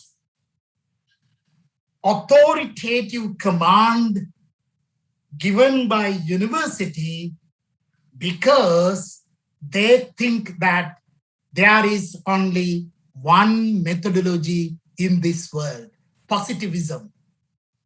Positivistic researchers or the researchers doing hypothesis testing using quantitative analysis think that the world is objective. There are no subjectivities. There are no people's feelings. Feelings cannot be studied. There are no motivations. Motivations cannot be studied. Theoretically, we call agency, our feelings, our wants, our motivations, our interests, our cultures, our politics. Scientific researchers or so-called positivistic researchers think that no, things are objective, must be quantifiable, must be testable, must be falsified if possible. Karl Popperian hypothetico-deductive methodology. Now, there are other alternatives, as I said. Therefore, individual feelings, agencies can be studied. Therefore, you, as a researcher, part of the research project. Therefore, we all, as alternative researchers, as post-positivistic researchers, use me, I, we, us very, very easily. Therefore, this literature inspired me to discern that a similar informal empire has also been dominated in accounting education here. So that is my motivation. That is my, I have observed, I have that knowledge, I have my agency, my interest, my political motivation to study this. It is a political motivation. I want to do this. I want to show this. I want to demonstrate this. I want to create a voice about this as an academic. So that is my motivation. So indicate your motivation in the introduction early on. And in that section, small section, with an indication of your aim. What is your aim? But you may come back to this later also to elaborate the aim. For example, by the candidate I mentioned, Javadinapura candidate, the proposed research will aim to undertake an in-depth case study, an alternative methodology to empirically demonstrate and theoretically analyze, use the terms very carefully, how a form of colonization was operationalized. Through such practices, refer to the previous sentence, in the establishment of the first accounting department in the Sri Lankan university system. That is my aim. So end the section with an indication of your aim succinctly. So this is how the introduction looks like. While the notion of colonization has often been used to describe how the West dominate the rest in militant, political, and economic terms, accounting researchers have reported on how the same happened in accountants' professionalization projects. They have demonstrated that there has been an informal empire, blah, blah, blah. This literature inspired me to discern that similar informal empire has been dominating in accounting education in ex-British colonies such as Sri Lanka. It is happening everywhere. The proposed research will aim to undertake this in-depth study, to empirically demonstrate and theoretically analyze how a form of colonization was operationalized. Through such practices, in the establishment of the first accounting department in the Sri Lankan university. That is how the whole introduction should look like. It has a plain language. It can be understood by any academic, not a person on the street, but any academic. And your understanding of the research area, your understanding of what is happening there, your motivation, your aim of research have all been nicely compacted in this introduction. That is the art of presenting. But each and every sentence links to the other sentence. Therefore, there is an uninterrupted flow of presentation, but you can't write this paragraph without spending months of readings. Reading creates, reading constructs, reading makes writing. Okay. I said there is a structure. Title must be appealing. Introduction and overview must be written in a very plain language for anybody to read very easily. Then the context. Context means academic context, or it can be subtitled as the literature review.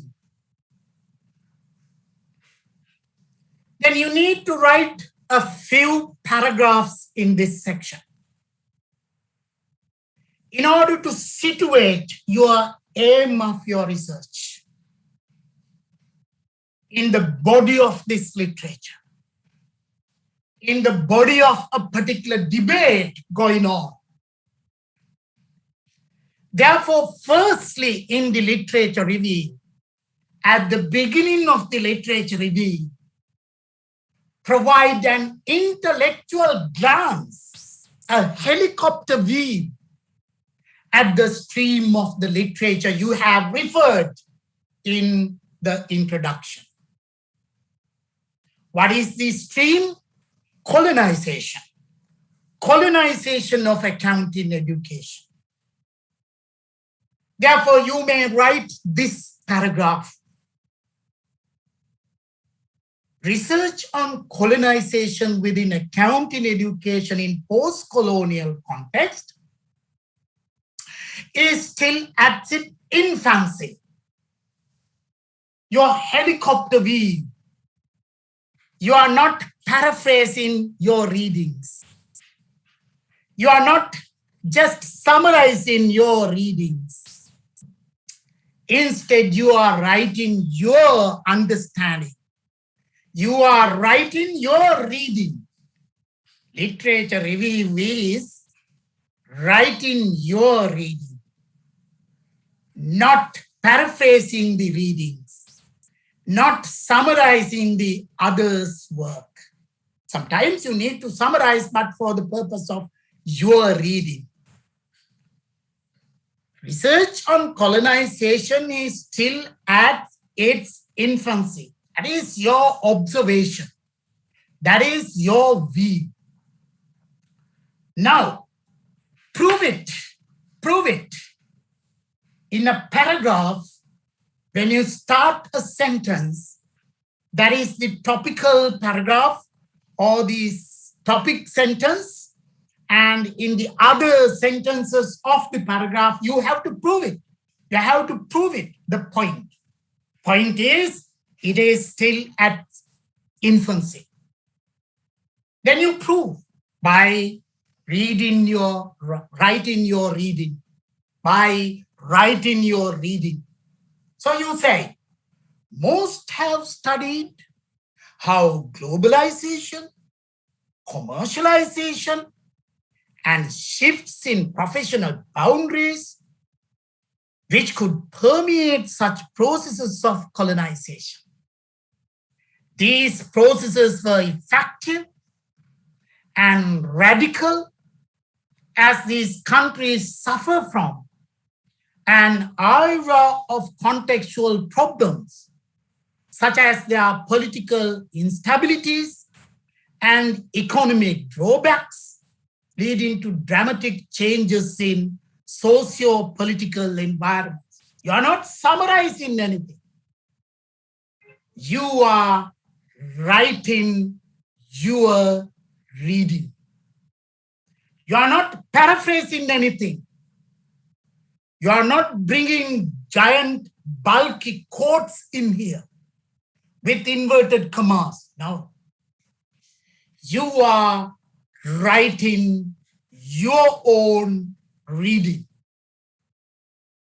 A journal article can be read differently by different people for different purposes. Therefore, your reading will be your own reading. When you write a proposal based on reading, what you do is that you are writing your own reading. And also you say that in that way, moreover, this colonization has also been hinged upon historical ties between the empire and its colonies. Interestingly, colonization has now been spatially widespread, evidenced by the changes occurring in the Middle East. Asia, Eastern Europe, and Southern Europe. So you have references, but you are writing. You are writing of your reading. What is the point? Research on colonization within accounting education in post-colonial context is still at its infancy. So when you say that it is at its infancy, you have to be diplomatic by accepting what has been done. Therefore, you need to first elaborate succinctly again what has been done in this area of research. So that is called at the beginning of your literature review section or the academic context. Provide an intellectual glance at the stream of the literature. Then specify the things appealing to you. Specify the things interesting. Make the reader interested in something. For example, now you have provided the glance, a helicopter view of that literature in order to show that still it is its infancy. Lots of things have not been happening, but also specify something interesting and appealing in that area. This applies to any type of research proposal. It's a science proposal or social science proposal. One important analysis of accounting colonization has focused on the westernization of accounting education in transitional economies. For example, Gallhofer and others examined how and why accounting education in Syria moved to a stage of great liberalization and internationalization. This movement in Syria is seen as an institutional response to the development of Association of Syrian Certified Accountants and other Western market institutions. The same is echoed in the study by Ahmed and Joe, but with a different message, focusing on the problems and challenges. They examine the development of accounting education in Libya to show how their accounting education and accounting profession were heavily influenced and shaped by British and American accounting standards and practices since the country's independence in 1952. So just pinpoint something appealing, something interesting in order for you to situate your research aim. So that means literature review is clearing a space for you, finding a gap for you to locate your research aim in order for you to sell your research proposal for recruiters and funding agencies. Again, it takes months to write this. You can't write any of these sentences without reading. Literature review is writing your readings. Then go on, specify the things appealing and interesting. Specify them. Make sure there is an uninterrupted flow. Another feature, so when I put it in red, uninterrupted flow. When you use the word another, with that word, your paragraph automatically connects with the previous paragraph. So you are going on with an uninterrupted flow. Another feature in accounting colonization lies in its ideological and institutional formation. So you are grabbing a particular language of these researchers, language the researchers in this ilk of research have used. Ideological and institutional formation. With Western ideologies institutionalized in educational forms and with ideological traits fortified with elitism, artificial borders, capitalist thought, English language, and accounting harmonization, researchers argue that colonization continues even after official independence. For example, Anisetti, a great authority who did PhD with me at Manchester, demonstrates that in the formerly colonized Trinidad and Tobago, the continued power of British Association of Chartered Certified Accountants has been influential in professional education and certification of accountants. Consequently, political imperialism, ideological dependency, and the power of local elites have prevented any development of local system of accounting, education, and training. Specify the things appealing. You just pinpoint, but also specify appealing for. Now, be reflexive to find a gap. What is the purpose of the literature review? Purpose of the literature review is to write your reading, to find a space, to find a tiny space for you to situate your research aim, for you to situate your research problem. Look at this.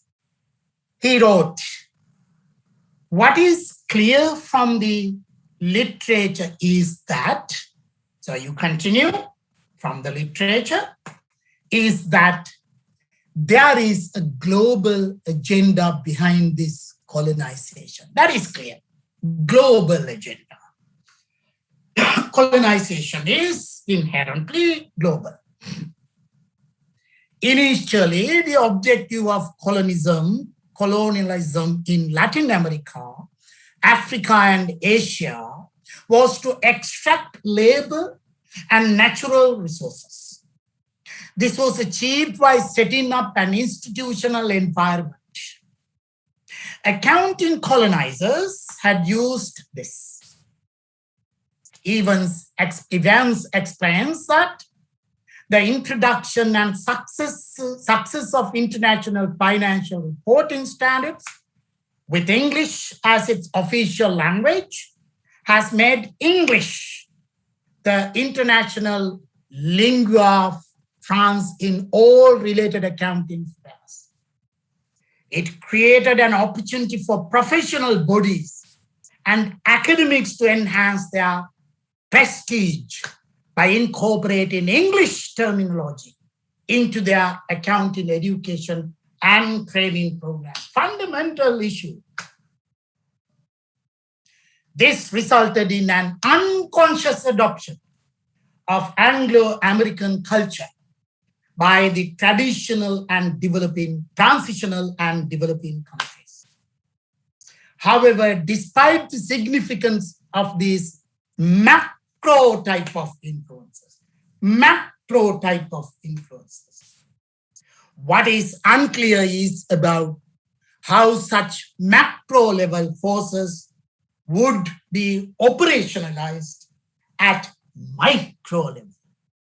So there is enough research about macro influences, but there is little research about micro operationalization.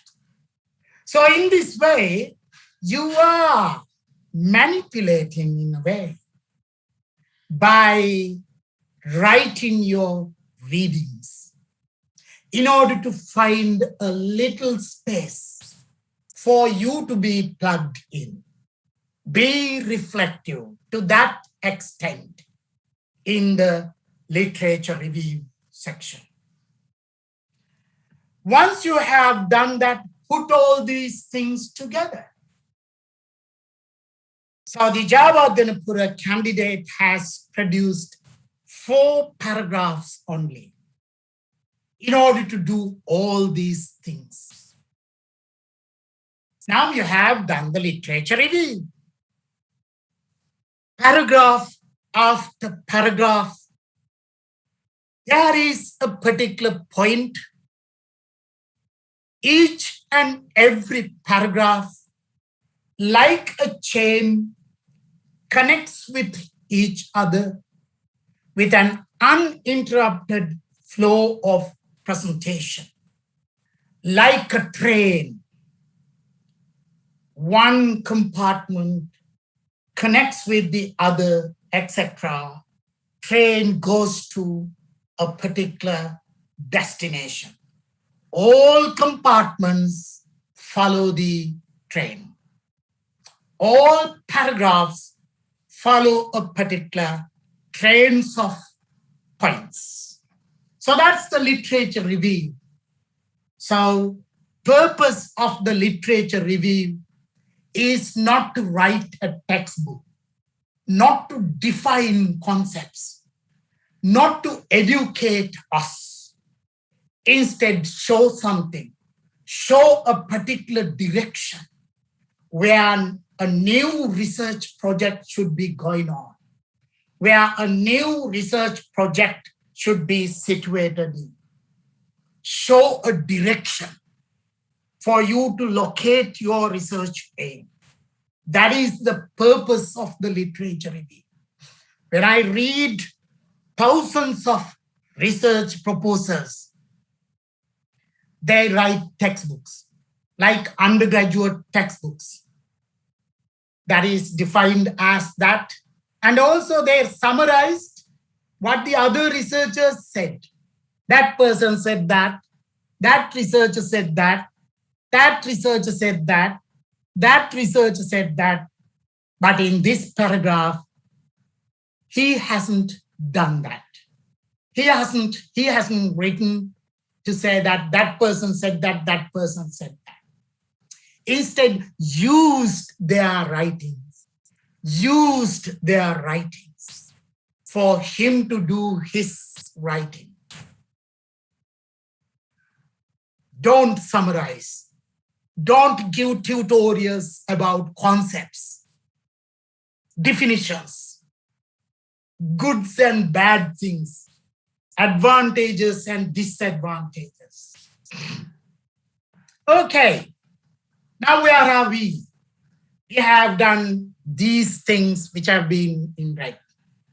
Then you need to go to questions and aims. Purpose of the literature review is to derive questions and aims. Derive specific questions from the gap, from the broad question. Gap is the broad question. Now I have to mention here something. I'm sure some of your teachers must have told you that in your research proposal, you must have a problem statement. And in the research proposal I see problem statement. As I said earlier, what is that? Problem statement is the economic problem, managerial problem, policy problem. Saudi Arabia is now not developing very much about risk management practices. That is the problem.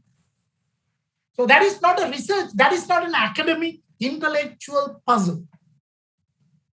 This intellectual puzzle must come from not Saudi Arabia, not from Kuwait, not from Malaysia, must come from your readings of literature. Then you have to present by writing the reading. You need to derive research questions in specific terms by writing the readings.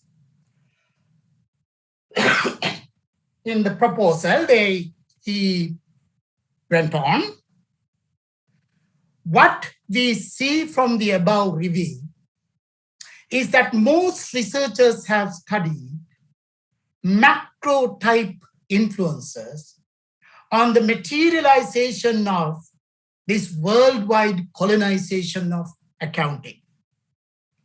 What is unclear, however, is about how such macro level forces of colonization would be operationalized at micro levels, especially in the development and maintenance of accounting degree programs within post-colonial context.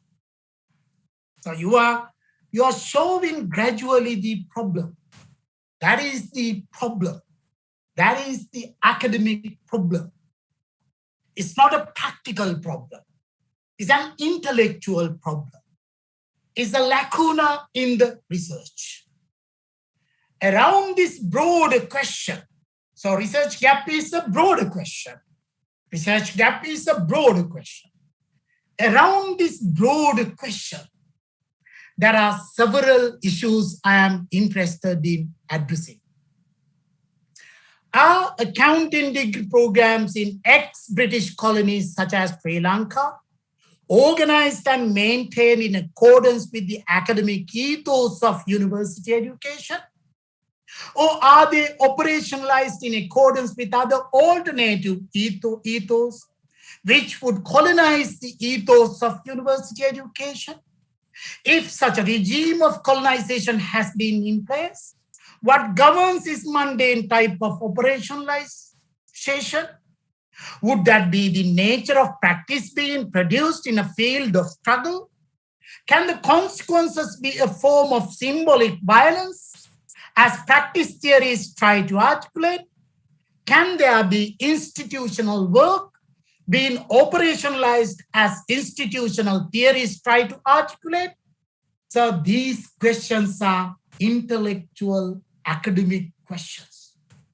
Look at that, how nicely general problem permeated a set of very interesting, intellectually appealing, theoretically informed, analytically appealing set of questions.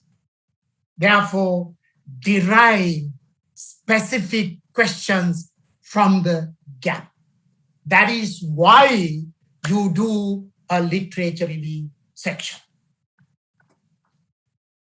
And write questions differently to specify aims.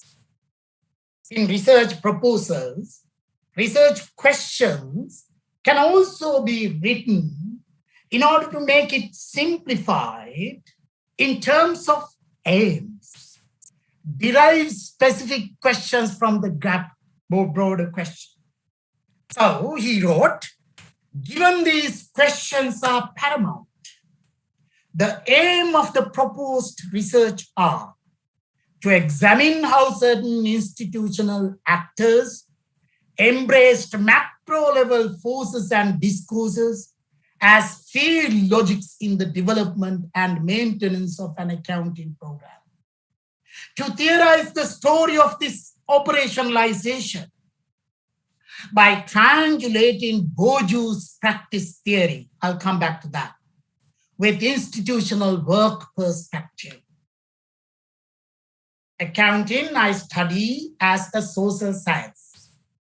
Therefore, we read social sciences, such as sociology, history, anthropology, linguistics, political theory, in order to theorize what is going on in the world, in the social world. And also, you can do science research by reading sociology. You can do a medical sociological analysis by reading Bourdieu's practice theory, for example. But my purpose is not to educate you on social theories, but I can do that in another event if you wish. To explore the promotion of policy debates towards the balancing between academic ethos of accounting education with professional and commercial ethos. They are the aims of this research project. So without doing the literature review, you can't find a gap. Without finding a gap, you can't see a broad question. Without seeing a broad question, you can't specify a set of interesting, intellectually appealing questions.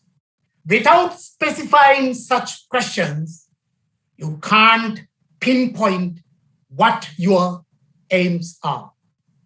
Therefore, in a research proposal, you need to clearly embed all these things by following this art of writing, this art of structuring, this art of presenting.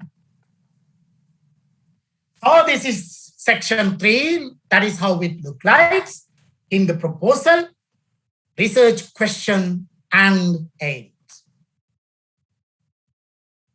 Right, where are we? We have done all these things. Now methodology and methods.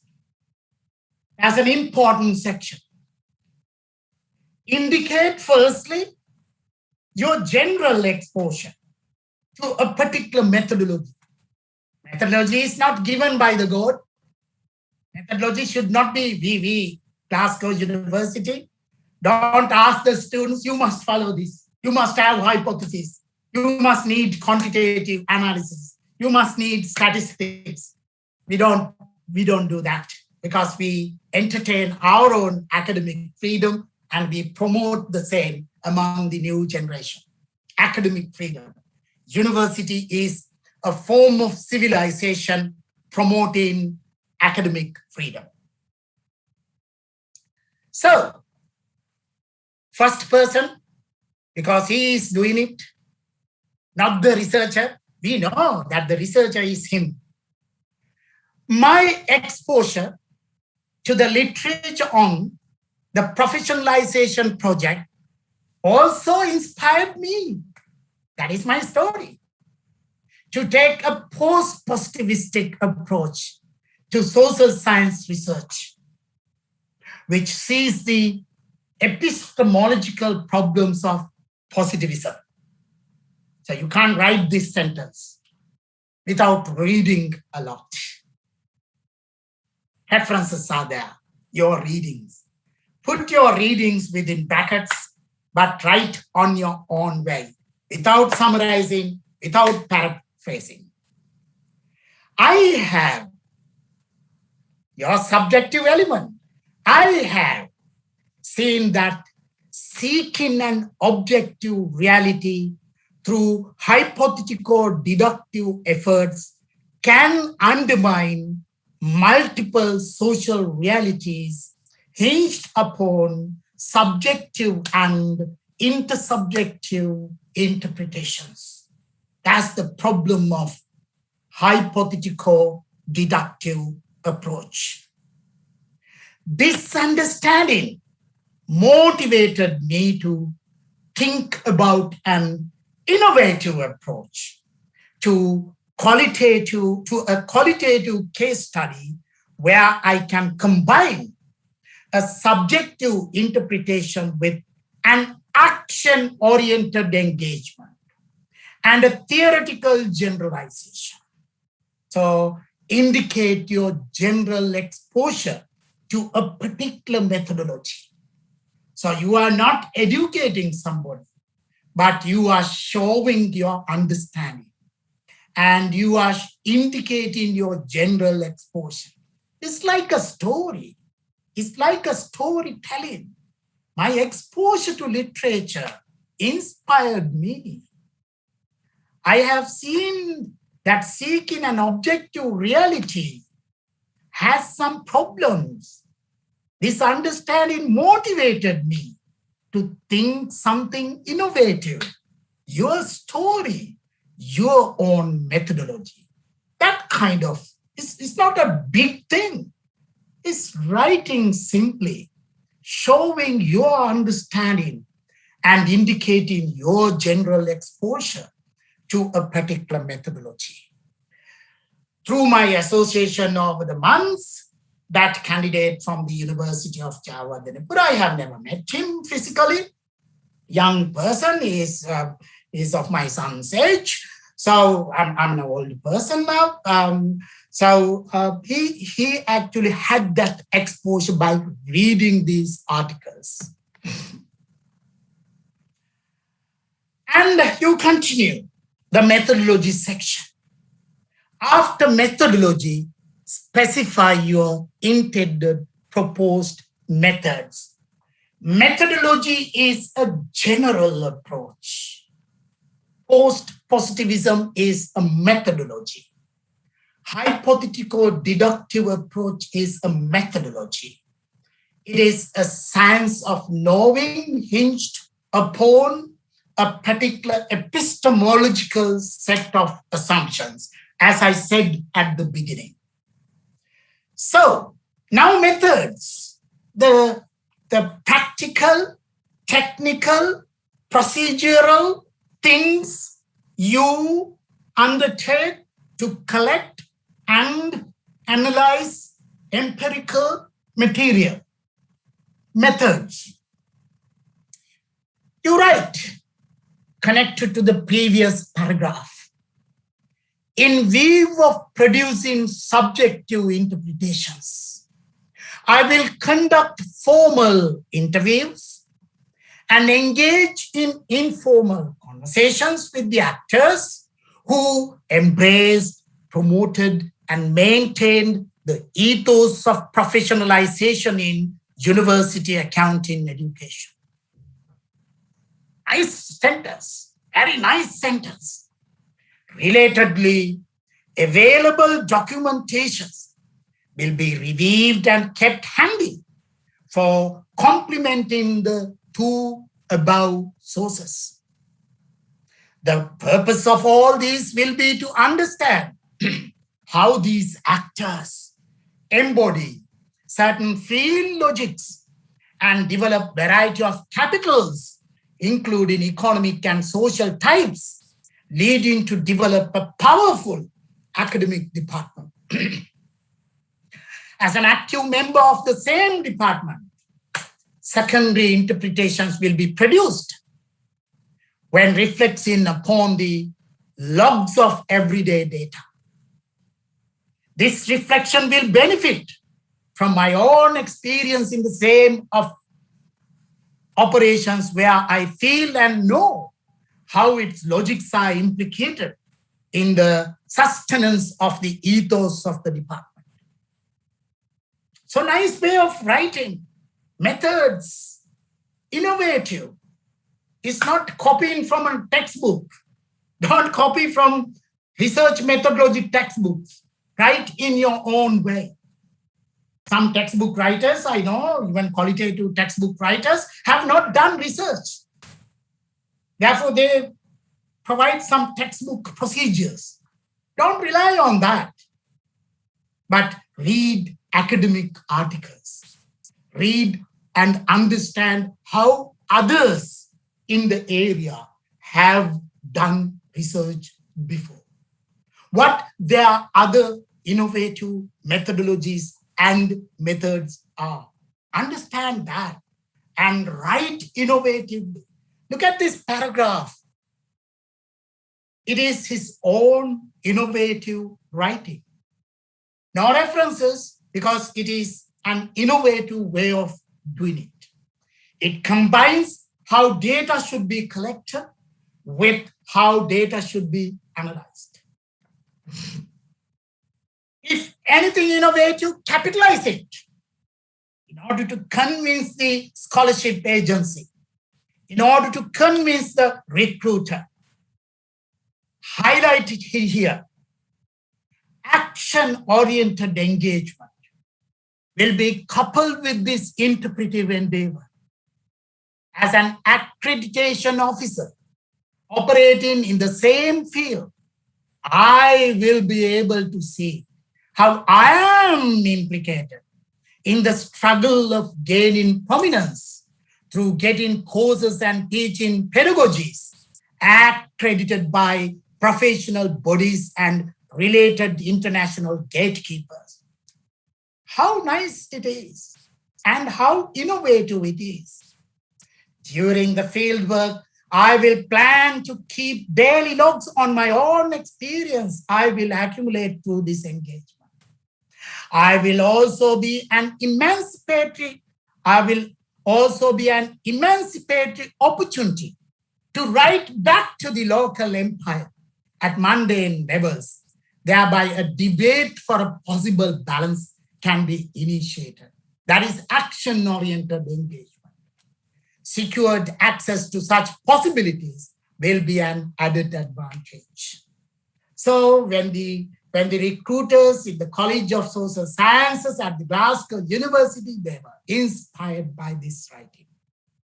That is why his research proposal came as the first and best research proposal in the Adam Smith Business School in this time. And if you want to make it more appealing, write something more about the overall methodological approach. Finally, the approach to theoretical triangulation mentioned above will be taken in order to make sense of the story I will compile. The story of how program development and the construction of Department of Accounting in a university were operationalized together in the field of struggle. As will be shown below, the ideas of Pierre Bourdieu will be triangulated with the ideas of recent development in institutional theory, the variant of institutional logics. Theories develop in terms of variants. Now, pandemic has the Delta variant. The aim is to theoretically generalize how new developments can be operationalized in a field of struggle where actors compete for a variety of capitals, be they economic and social types. See below. And also, better to give an overlook of the intended research site. Where are you doing this research? Be specify that. You need to actually be specific of what kind of research site in which you are going to do your fieldwork. You need to know about this well before your PhD proposal. Therefore, when you develop a research proposal, think of a research site. What is your research site? What is your laboratory? This candidate's research laboratory is the Department of Accounting at the University of Sri Jawa-Denpura. So, while the field work will cover multiple actors in the field of struggle, so you are using theoretical jargons here, the focal research site will be the Department of Accounting of the University of Sri Jawa-Denpura, which has been acclaimed as most prominent accounting department within the university system in Sri Lanka. It has been chosen not only because it's the first accounting department to establish in Sri Lanka university, but also because of the comfortable access I have already secured. The department introduced its first accounting degree program in Sri Lanka in 1992. Give a sort of details, flagging out the slogan that it was following an outcome-based education model to meet the demands of the accounting profession. Currently, that's the only local resource I used in this proposal, Gunaratna and Senaratna. All the other references are international references. Currently, the 4-year BSc Accounting specialty degree enjoys the highest number of exemptions from professional bodies such as these. The department comprises 34 members, including 16 PhD holders and 4 professors to serve the current annual student intake of 200. So give us sort of details of the research site, lab of your research project. Therefore, when you develop a research proposal like this, you have to be clear of what the research site is. One of my Chinese students is coming to study pandemic things in China. So she has already secured access to relevant departments, documents, archives, etc. And she developed her research proposal accordingly. She has been actually doing a master's degree at Glasgow. She is one of my current students. Now she is proceeding to the PhD with the scholarship. So put them together. Research method, methodology, methods, and the research site. Put them together. So there are 5 paragraphs, and this section is crucially important. Now, we have done all these things, and shall we move on?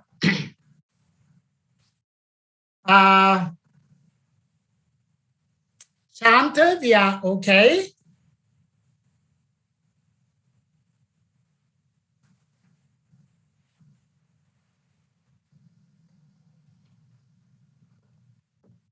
Okay.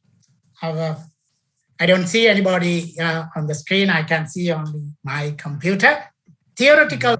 In a research project like this, instead of using statistics, instead of using statistical packages for analyzing empirical material, interviews, conversations, photographs, documents, empirical material, you use a social theory borrowed from another discipline.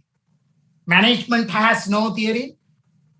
Accounting has no theory. We teach only practices. Balanced scorecard is not a theory. Porter's 5-force model is not a theory. SWOT analysis is not a theory. They are practices. Management has no theory. Accounting has no theory. If you want to do accounting or management or organization as a social science research, you need to borrow theories from other social sciences, such as sociology, such as history, such as anthropology, etc.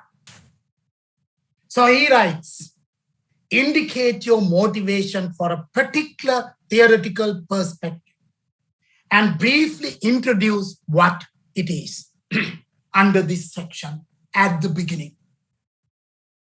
I have been inspired by the development of a trajectory of accounting research, which promoted the use of a social theory to make sense of an interesting story that addresses an unexplored question.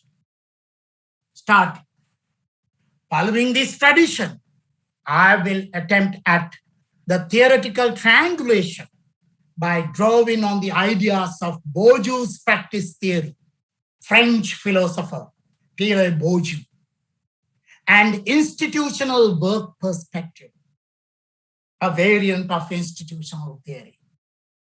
This choice can be justifiable in that the examination of how that colonization would be complexly implicated in institutional work operating in the field of accounting education in Sri Lankan universities.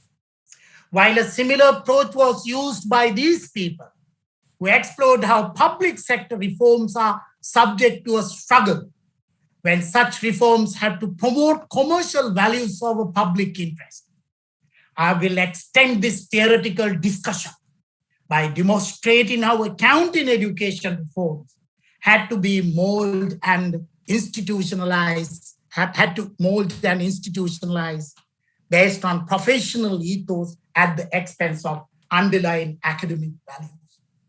So theoretical framing indicate your motivation, your personal motivation. Again, writing in your own way.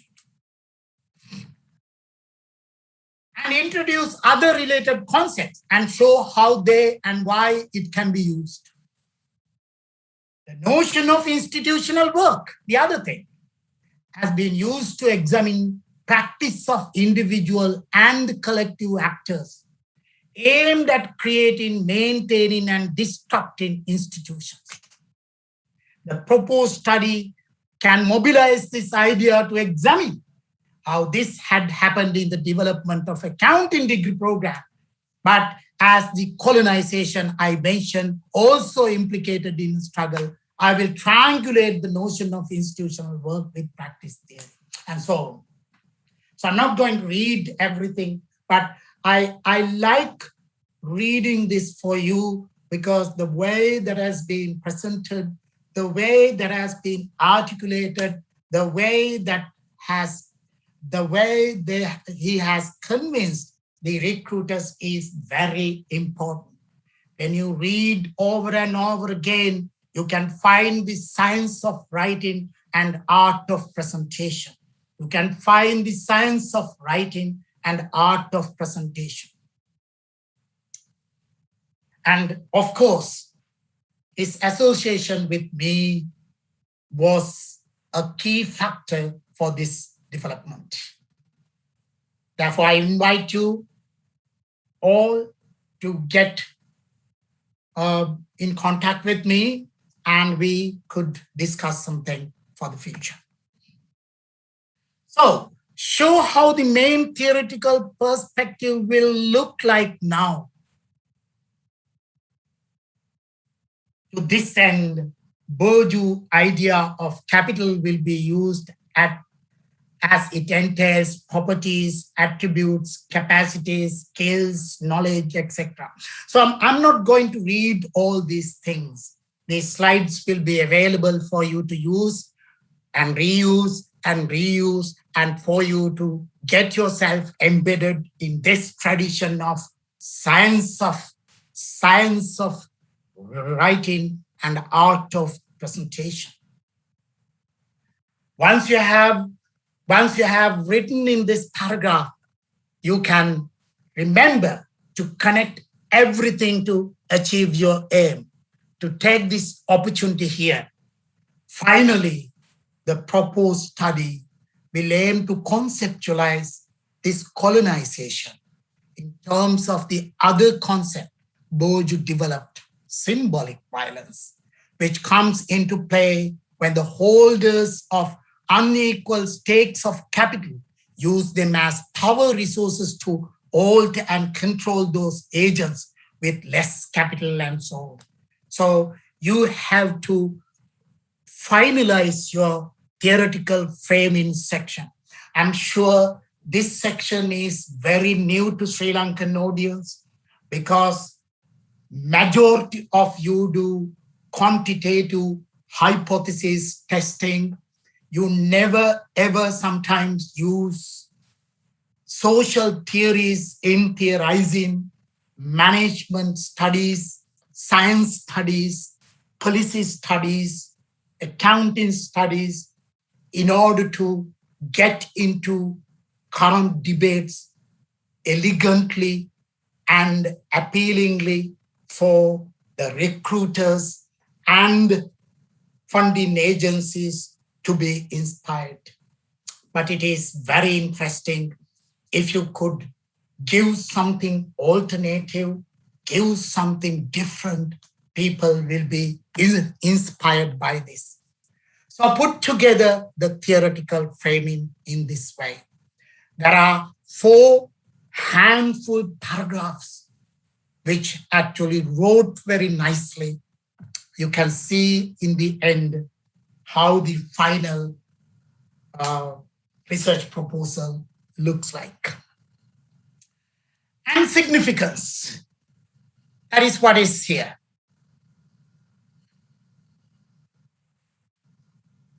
The study can be impactful towards the literature, that is called contribution, and also impactful towards practice.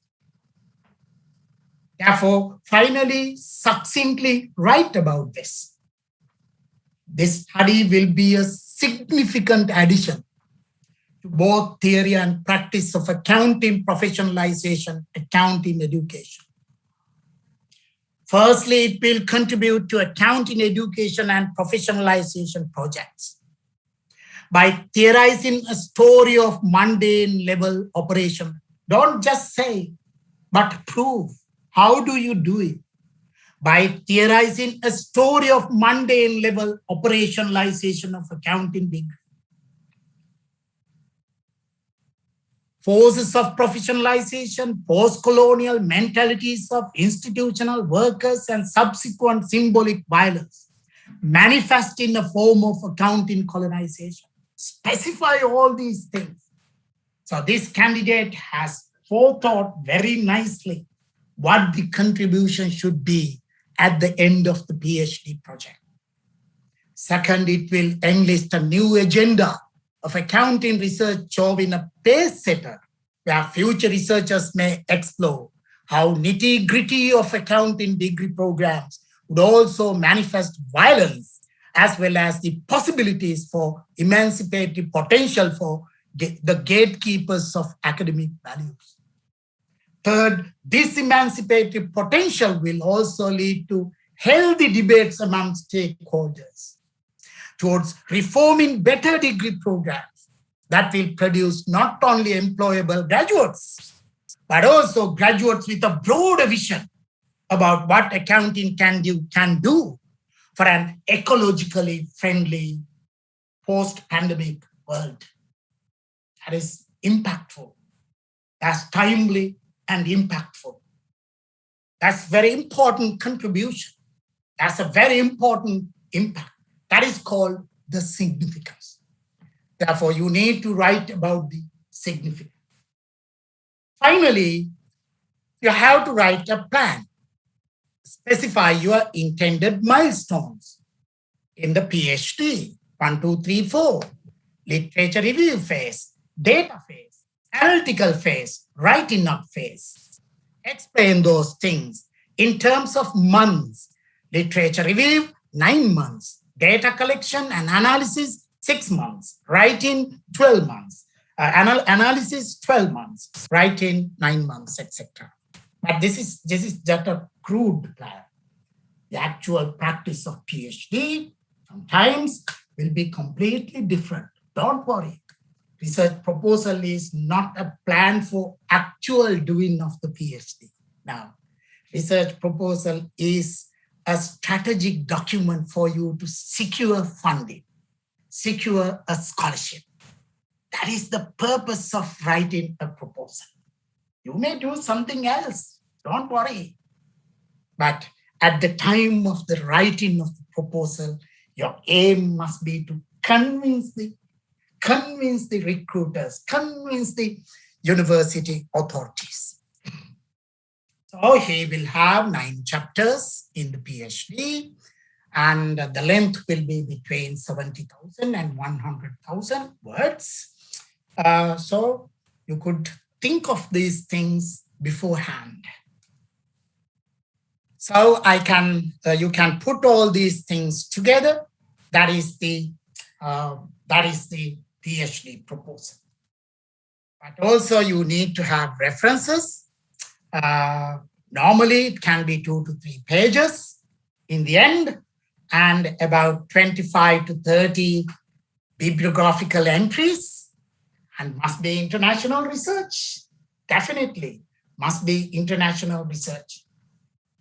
Follow a particular tradition. It could be Harvard style, APA style, Chicago, or whatever, but be consistent. Don't worry about this. This is a technical matter. How the references must be presented, we don't care of that. But whatever the tradition you use, you have to be consistent. You have to be consistent and error-free. There cannot be mistakes in punctuations, presentations, etc. It must be error-free. References. Remember, don't use textbooks. Don't use local publications. He has used only one local publication or regional publication in order to show what has happened in the Department of Accounting at Java. Because international research cannot actually prove it. So as I said, this may take 6 months, serious work. Don't copy anything. I am distributing this. Now it is in the plagiarism software. You can't copy this. You will be tapped. You will be trapped. You will be caught by this Turnitin plagiarism software, because when we get a proposal, we put the system in and we check. And also there can be an interview sometimes with the proposal, sometimes not. For the Java Dinapura candidate, there wasn't an interview, but everything was made, every decision was made based on this fantastic, I use that word, fantastic research proposal. Each and every sentence was scientifically written, and each and every paragraph was as artistically, aesthetically presented. That was the main appealing for the university authorities. And also you need a good master's or research publications in recognized journals for you to maximize your possibility of getting the scholarship. And also you must get good academic references from 2 people who know you. Okay, so that's the coverage. In this proposal, there were no ethical issues to indicate. But in the University of Glasgow, you need to actually go through the ethical clearance. I must do it. At the time of the proposal, you may not be aware of it because you don't know what kind of things will be happening. But University of Glasgow should give you the permission to do the interviews with the people, to observe the things with people where, people are involved. You can't interview children, for example. There are certain ethical issues. So Glasgow University will clear that up before you start your fieldwork. Okay, it's the time for questions, comments. I must tell you that you may email me if you want to discuss something, if you want to develop a research proposal with me. I'm happy to help you, as I helped the Java Dinapura candidate who is now eagerly willing to come to Glasgow next month with his little baby and wife. Okay, questions, comments? Sir, thank you very much. I'm Shanta. Yes, Shanta. While your speech is going on, there were some important general questions regard to proposal writing and related to the subject. So I extracted those couple of questions, which is more relevant to the more audience. So I will, for your convenience, we will try to respond one by one. Okay, that will be very helpful, Shanta. Right. Sure. So accordingly, let me get the first one. First is how we recognize research gaps or ways of research gaps. I presume you already addressed in the speech, but in a briefly, maybe useful if you could shed some light on that. How we recognize research gaps or ways of research gaps? I have already mentioned that research gap is not there waiting for you. You have to create that gap by writing the reading. The way you write, you can create the gap because you have some perspectives. For example, in this project I mentioned, he has observed that many of researchers have looked at macro influences. Nobody has looked at micro, mundane level operationalization. So lack of mundane level operationalization in research was not there in the literature. You thought of it. You found it from your intellectual ability. Therefore, you locate that gap in the literature, against the literature, because literature hasn't done that. You have to recognize it. How do you recognize the gap? You have to recognize by reading. At the beginning, I said that what is missing? What has not been well done? What has been ignored? Look at that. For that, you need to have a perspective as well. Perspective in the sense that practices can not only be seen from macro perspective, but also practices can be seen, whatever practice, science, pandemic, whatever, practices can be seen through everyday mundane. Mundane means micro level everyday practices, micro level everyday actions. So you produce and reproduce and create and things in your life at micro level, at family level, within at individual levels that has not been studied in this literature. So it was not there, but you found it. It was missing. Therefore, your reading, your thinking, your observation is needed. That is why you need to work with an expert.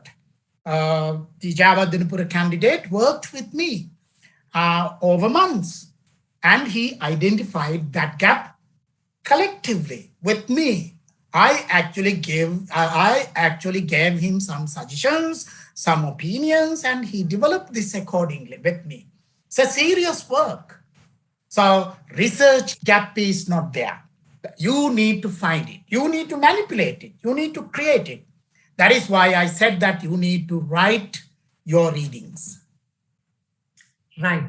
Thank you, sir. I think your answer was sufficient enough. Okay. Next one, if of course I partly answered, the question is, can we have example of research proposal? As I observe, Professor already shared a proposal, is an example, but transferring to other one's proposal to another, third party would not be a practical, because research proposal itself has a intellectual value. Therefore, to this question, I don't know. However, if you enlighten on this, maybe very briefly, maybe okay, justify to the audience. Can we have example of research proposal? Yeah, I exemplified throughout my presentation as to how a research proposal must be written, presented, and sold. That is what I did. Right. Actually, lots of Sri Lankan students like to share a research proposal, share a PhD thesis, share a master's thesis. Yeah. But that's a shortcut. The long cut is that you need to read and you need to write your reading. You need to associate with an expert. You need to spend months, not weeks. You need to be interested in that. You need to invest your interest in this lifelong project. That is the long cut. And there are no shortcuts in the academia. So you need to live with this readings, writings, and associating with experts. My advice is that get an expert to work with you. Get an expert to work with you. Your senior colleague, a professor, or whoever, get an expert to work with. It is important, very important. It is very important. Lots of students, lots of candidates had worked with me in the past and they won scholarships accordingly. The association is very important. Not sharing somebody else's dissertation or thesis or research proposal, but going through that process is very important. Right. Thank you, sir. So third one, the question is, sir, how can we find a very good supervisor on our interested research area from an international university? I already answered. One way is through our NSF Digital Platform. There are already Sri Lankan expatriate over 800. So once they give us their requirement, we can explore possibility of linking up with a relevant supervisor. In addition to that, better if professor could shed some light on to this question. How can we find very good supervisor on our interested research area from an international university? It's a very good question, actually. I didn't cover that much. Your effort, NSF Digital Platform, is a wonderful opportunity and a timely opportunity for young generation in Sri Lanka to get help, to benefit from Sri Lankan expatriates like us, like me, to get help to develop a research proposal in science, engineering, medicine, social sciences. I know lots of, people working abroad, New Zealand, Australia, Canada, UK. I know lots of people. So NSF has now created a digital platform and they are now wonderfully introducing these people to you. That is one way of doing it. Secondly, if you are interested in something, suppose that accountancy education in post-colonial countries, keywords, type these keywords on Google Scholar. Type these keywords on Google Scholar. Then you will find journals, books written on this topic. Find several key publications and open their abstracts on Google Scholar. You can find authors. They are the authorities in that field. At the bottom of the first page of each journal article, you can find a corresponding author's email address. It is easy. Write to that person. Write to that person. I'm sure they will write back to you, reply to you, and guide if he is interested, if she is interested in that area of research you are talking. Therefore, you need to politely, diplomatically, and intellectually write to them. That is another way of doing it. The other important thing is that when you are reading some articles, when you are already reading some articles, you may find authors. And of course, you can, without searching Google Scholar, if you're writing or if you're reading articles which have already been downloaded from the web or somewhere. So write to those authors.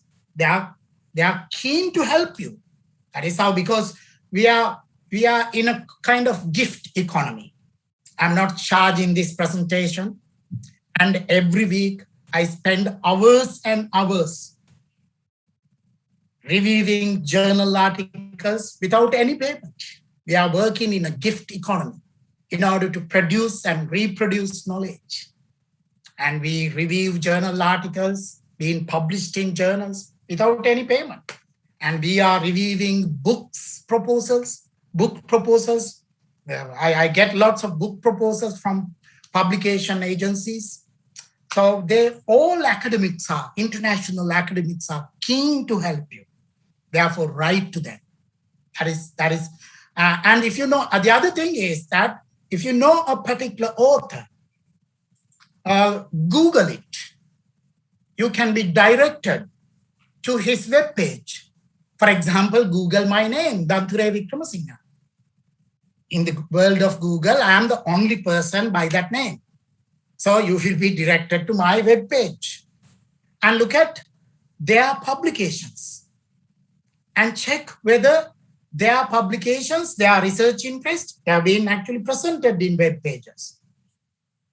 Check whether they are matching with your interest and write to them.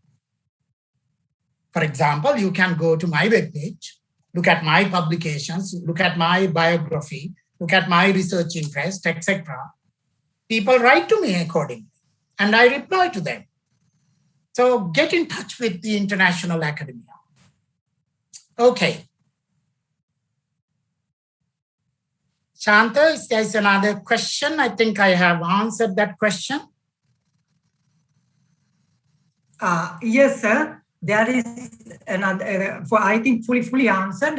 Let me take the next one. I think, sir, I have to say that still, even after, I think, 4.5 hours almost, still 185 with on board still, and I am sure maybe some substantial portion through the webcasting also. So better we address all the question. Is it okay for you? Yeah, no problem at all. Right. So next one is, Professor, what is your recommendation of using personal pronouns in a journal paper or even in a research proposal? I mentioned that actually, using first person, I believe that is the answer, that is a question. Right. Yeah. Using I, me, yeah. It is well accepted. It is well accepted. Right. International journals written in sociological, anthropological, historical perspectives.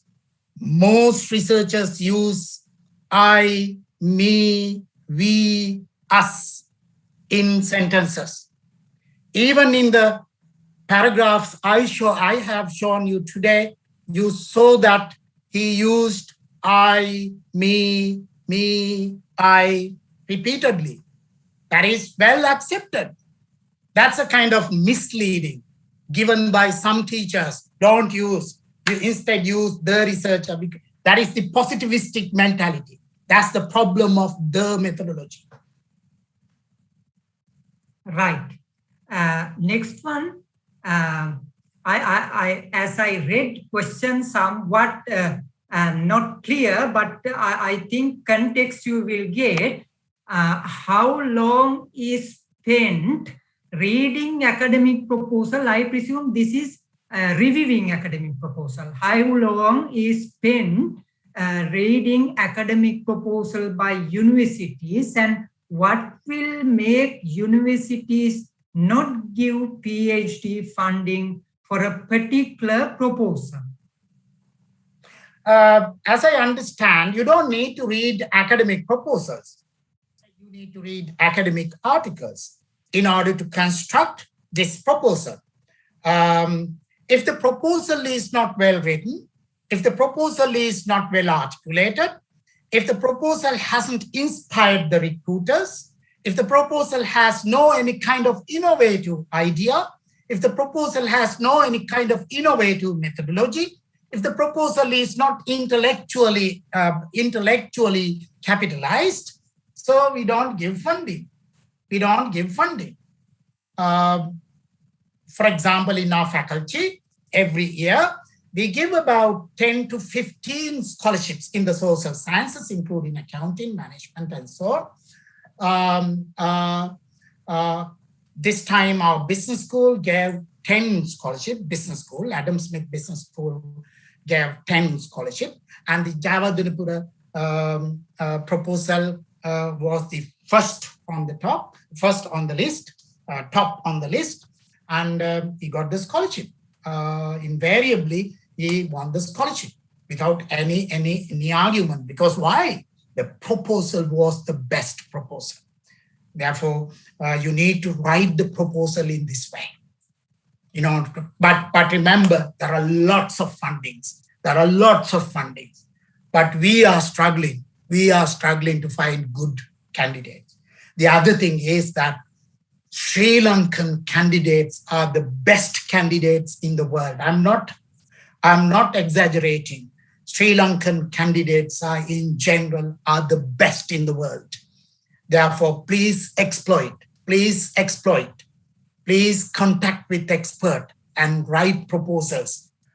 Thousands of dollars and pounds can be received through this scholarship. The Java Dinapura University candidate will get funding. He has no fee to pay to the university, free of charge scholarship, and he will get over £1,500 every month for his family to live. In Glasgow, it's about 450,000 rupees. So it's a comfortable time for him to stay here for about 4 years. So exploit that opportunity. You are clever students. You are best in the world. Please exploit that opportunity. You start writing proposals now. Right. Just give little. I am Ranjit Ratna Chairman. Hi, Ranjit. Yes. Back with you. I had to leave because of some pressing commitment. That's right. I understand. This, it's better actually you weren't there. It could be having some inhibitory effect when I'm there. So what I want to say, just to give a little breathing space to Vicky. Yes. Now our platform, now I see still I think more than 200 still with us, even after lapse of about 4 hours. Yes. Shows, that's a wonderful. Yeah. That is wonderful. I am very happy. And we also say it is worth the effort we made because still even after a marathon session, they are still listening attentively. But I want to say to the students and prospective or scientists, budding scientists, if you have any questions, we may not be able to address at this particular instance. But if we will create a separate corner for your questions, then we will do matchmaking and connect to relevant prospective scientists, supervisors through our platform that will enable you to really get connected. And our staff at the international division are really working with a lot of dedication and devotion. They will be happy to do that. So please don't hesitate. If you want, you can just send an email or you can WhatsApp, whatever medium you use. Please communicate us freely. We will do our best. We are prepared to go the extra mile for you. That is our mandate. We do it quite passionately and quite willingly. That is my plea to our budding scientists and also those who are seeking opportunities for higher studies abroad. And I really, we are also learning from this Professor Dantore because he has a lot of experience. Yeah, so I'm sure students are benefiting great deal. Okay, just a brief comment on our platform. Thanks.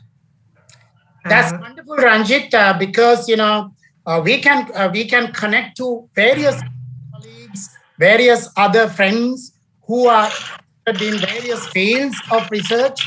Therefore, it's better to actually communicate with the international audience.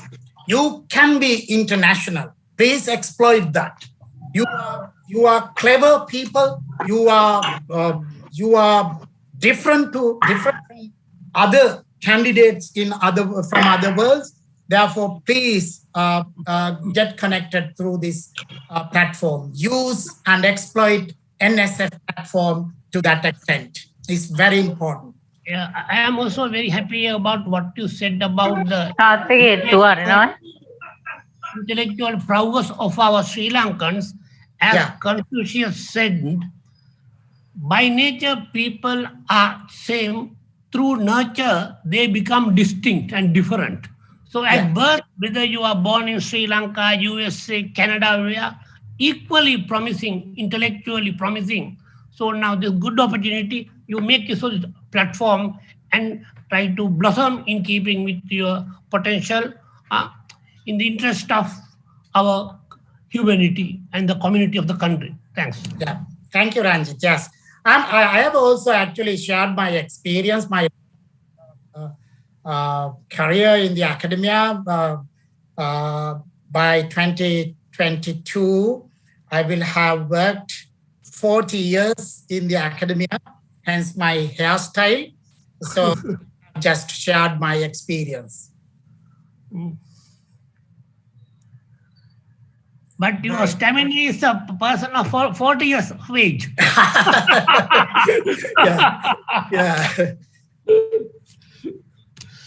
Yeah. So thank you for Professor Senaratna, your remarks. And Professor, we have another one question that is, I suppose, there was a general question from many asking whether they can have your presentation for further reference. From me? Yes, your today presentation, I suppose. So they are asking for another presentation for further reference, or? No, today presentation, today. Yeah. So that one, I think whether they can share, I mean, whether all right, okay. Yes, of course. Yes, right. Of course. Right. We can do that. So final one, references about 25 to 30 entries. Does it mean the bibliography as Professor first proposed 7 articles for references, please? Yeah. That's a paradox. I asked at the beginning that you need to start to find a particular interest by reading 5 to 7 seminal articles, right? Now, there's a kind of snowballing effect. Or when you read an article, you may find another reference from that article. Then you may read that article, maybe not very closely, but for the purpose of references, but the purpose of citing that in your proposal. So in that way, your 5-7 references will become 25-30 references in the proposal. But you may start with 5-7 in order to find your research depth, in order to formulate your research questions. But you expand your reading by reading of the readings. This Professor Dantore, yes, I have a question, right? Yeah. Now we have large number of students seeking opportunities. Yes. But we know always supply is lagging behind demand, right? You cannot accommodate all promising. Yes, the scholarship I mentioned, Ranjit, is very competitive. Very competitive, fiercely competitive. So, but still, if there are some promising material, promising candidate, now we are trying to develop a new model wiki. Yes. Now they can be registered at a Sri Lankan university, maybe Jawadhar, Kalambur, whatever university. Yeah. But they can have remote supervisors from overseas. so that while being in Sri Lanka, they will get that so-called foreign exposure. Definitely. That foreign. You are muted, Ranjit. Oh, yes, sorry. That foreign exposure they would get. So I wonder whether now you would naturally be able to accommodate only limited number of very promising candidates.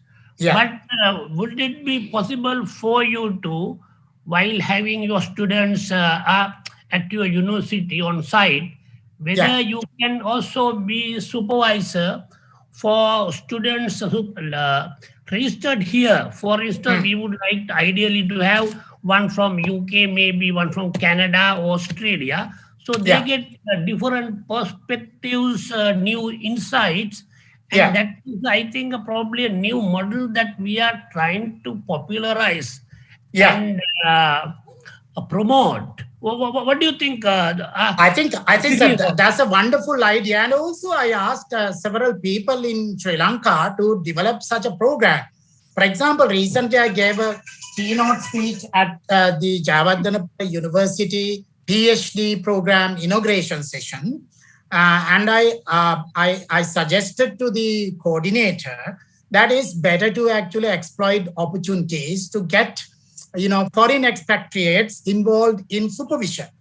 But as you say, it will be a new program offered by a particular university or particular faculty of a Sri Lankan university, where all supervisors can be expatriate. Because now it is possible through this platform, Zoom platforms. Even nowadays, I am in Glasgow. My own Glasgow students are supervised through Zoom because we don't physically meet now because of the pandemic. So wherever the students are, we can meet them regularly through Zoom platform. And if a Sri Lankan faculty has developed a particular PhD program where all foreigners can be supervisors, I think that's a great, wonderful initiative. Yeah, and this Vicky, any possibility also getting joint degree? Now this is now becoming increasingly common, right? You are actually registered, but you are being supervised by a teacher from a foreign university. If we can really work out details and have an MOU. Glasgow University.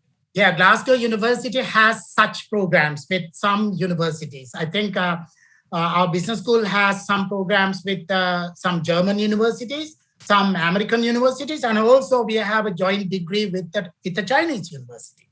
Why don't a university tries that? Yeah, I think this Shanta NSF, so that sometimes some students, though they want to go abroad because of some family commitments, they are unable to be away from home for a long period of time, maybe lack of a scholarship, also due to personal and economic reasons, right? So, but still you get that foreign exposure. Sometimes when you go to a foreign country, you may be getting exposure only from that particular country. But through this wave, you can get one from maybe UK, one from Canada or Australia. You can have supervisors from around the world. So while having a local supervisor, I think this type of model we like to promote. And next webinar, we are trying to see how they can get foreign exposure within courts, within courts, while being registered at the local university. So you get the foreign exposure within courts while registered at a local university. Now that's what I was trying to. I think probably we can have next time. It's a matter of developing an MOU with a foreign university to offer a joint degree. It is possible. Glasgow University has some programs with other universities in some other countries at the moment.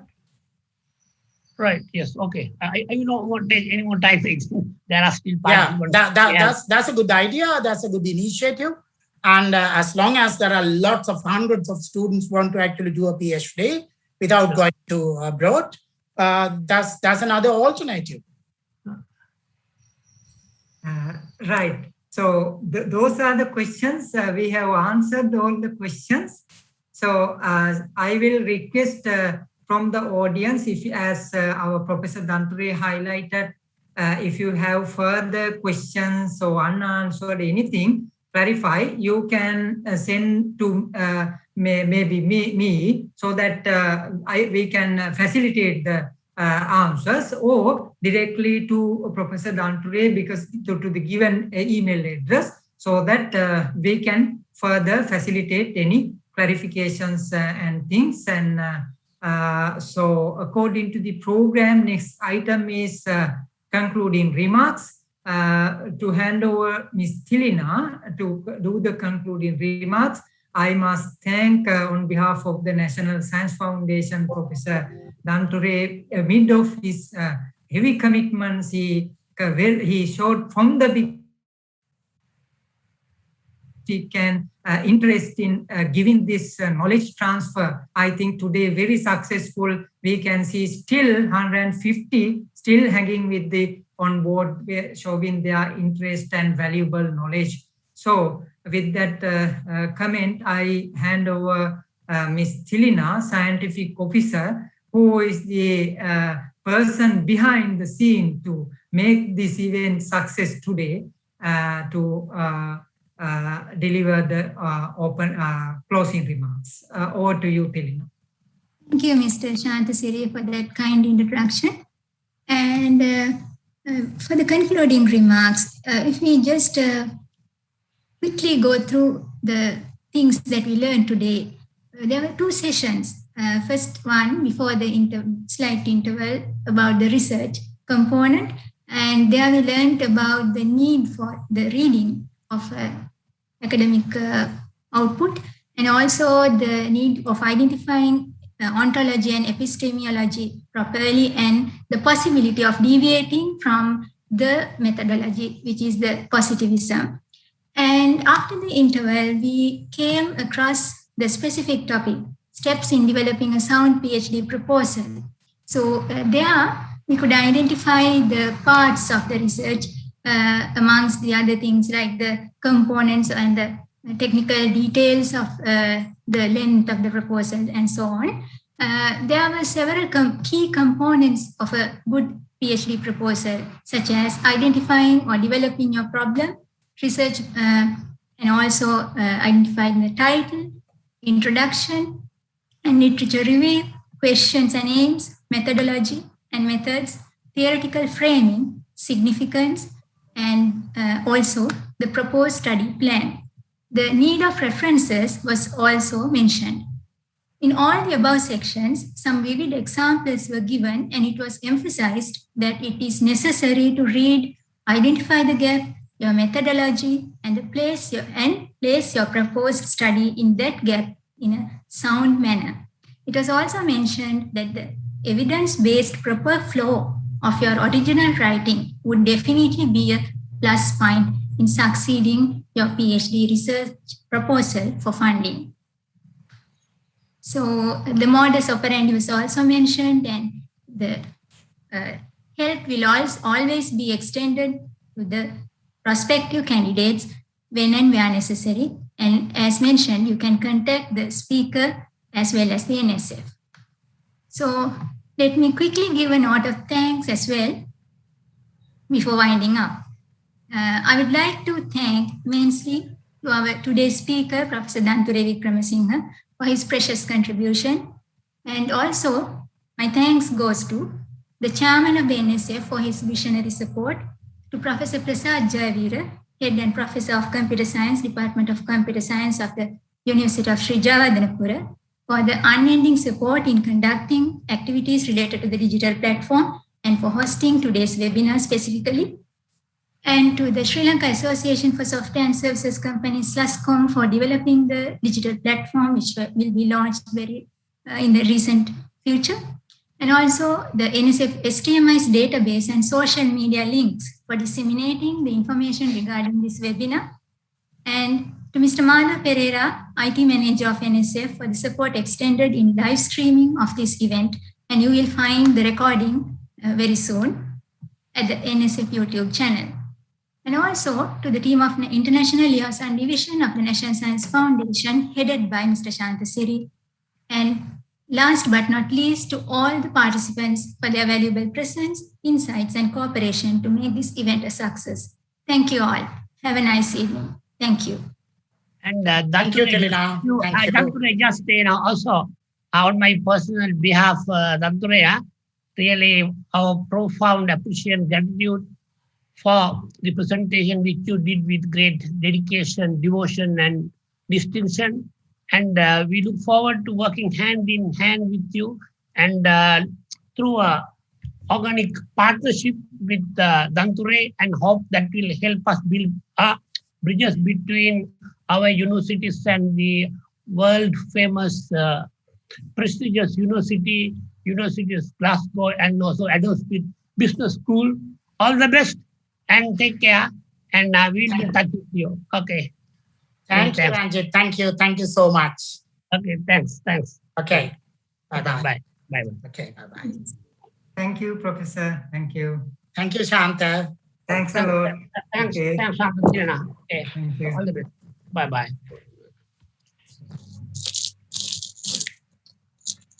Okay, thank you. Recording stopped.